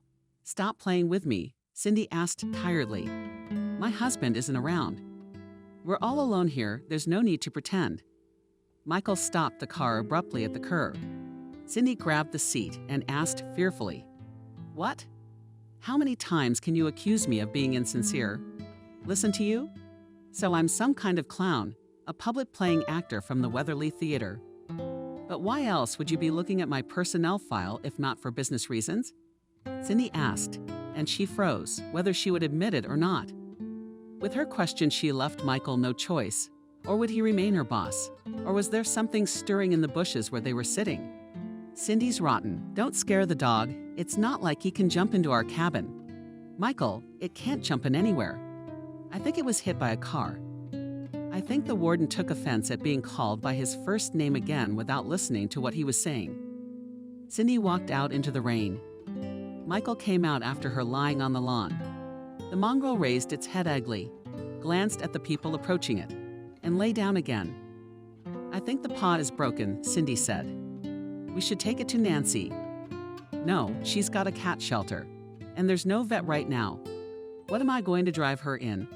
I don't have a car, and neither does Nancy. Michael made a meaningful smack and pointed to his car. Are you suggesting I drive the dog in your car? Your car. Mistrustful. Cindy asked. Do you see anyone else's here? No, but it would be awkward. It wouldn't be the first time. Probably better to style your jacket. Easier to wash than to clean the seats or throw away. Cindy watched Michael carefully put the dog in the car. She couldn't believe her eyes. You say it's not the first time. Who have you rescued before? You don't remember anything at all. Again with the riddles, Cindy said in her heart, "You're just like my friend Nancy. You talk in hints and won't explain what's going on." Sick cat. His face is hard to forget, but you will. Nothing comes to mind. Cindy shook her head confusedly. Then she gasped, remembering I wanted to feed a stray cat. And some guy walked by. He gave me a hamburger, and then Kevin showed up and started making a scene. No, let's not talk about him. So it was you. You approached me on the street. Michael nodded. But it had been years. Cindy whispered, "Did you really remember me? Not just remembered. You know, was there something about you that stuck with me back then? I don't know. Probably because of their kindness and openness. All the girls I knew back then were just ordinary dolls, obsessed with their looks and my money. You were very different from them in your orphanage clothes. I wanted to get to know you better. Came back later to get this cat and went to the shelter with him. But Nancy said you were married. I didn't know what your relationship was with your husband, so I backed off. Probably shouldn't have. I should have stopped that henchman back then. Things could have turned out a lot better. Neither you nor I would have made any mistakes. I wouldn't have married the first woman I met. Would you have left your scoundrel of a husband sooner?" Cindy looked at him and couldn't find the words. Her mind was a mess. "Where is the cat now?" she asked. Michael almost fell over at her words. "I've confessed my love to you now, and you only care about the cat," he asked. "Really?" Cindy laughed nervously. "Sorry. This is so sudden. I need to think it over. Now let's go to the vet." "Okay," Michael nodded resentfully and went to drive. Cindy sat down next to him and took his hand. "I'm sorry, I just don't know how to act or what to say to you. It turns out you've seen me as a girl in a t-shirt all this time, and you've been Michael to me." She paused and I asked her, embarrassed, "Do you really like me?" Instead of answering, Michael squeezed her palm. Cindy rested her forehead against his shoulder and murmured, "Let's go. We'll talk about everything later. I'm feeling so much right now, I can't put it into words. And then we have to help the dog, right, and add another tenant to my apartment." Michael grinned. "That cat, by the way, his name is Max, still lives with me. If you want, I'll introduce you. I want to get to know you properly too. Well, Nancy knew everything and didn't tell me. It's called a friend. If you knew we'd met before and I was looking for you, would you have agreed to join my department?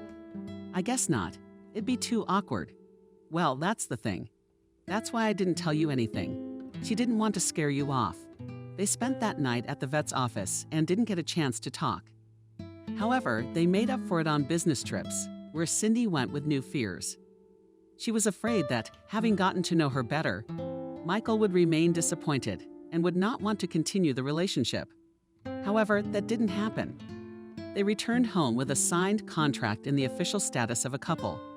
And then the girl found out that Kevin no longer works at the company he was fired again. Cindy asked Michael.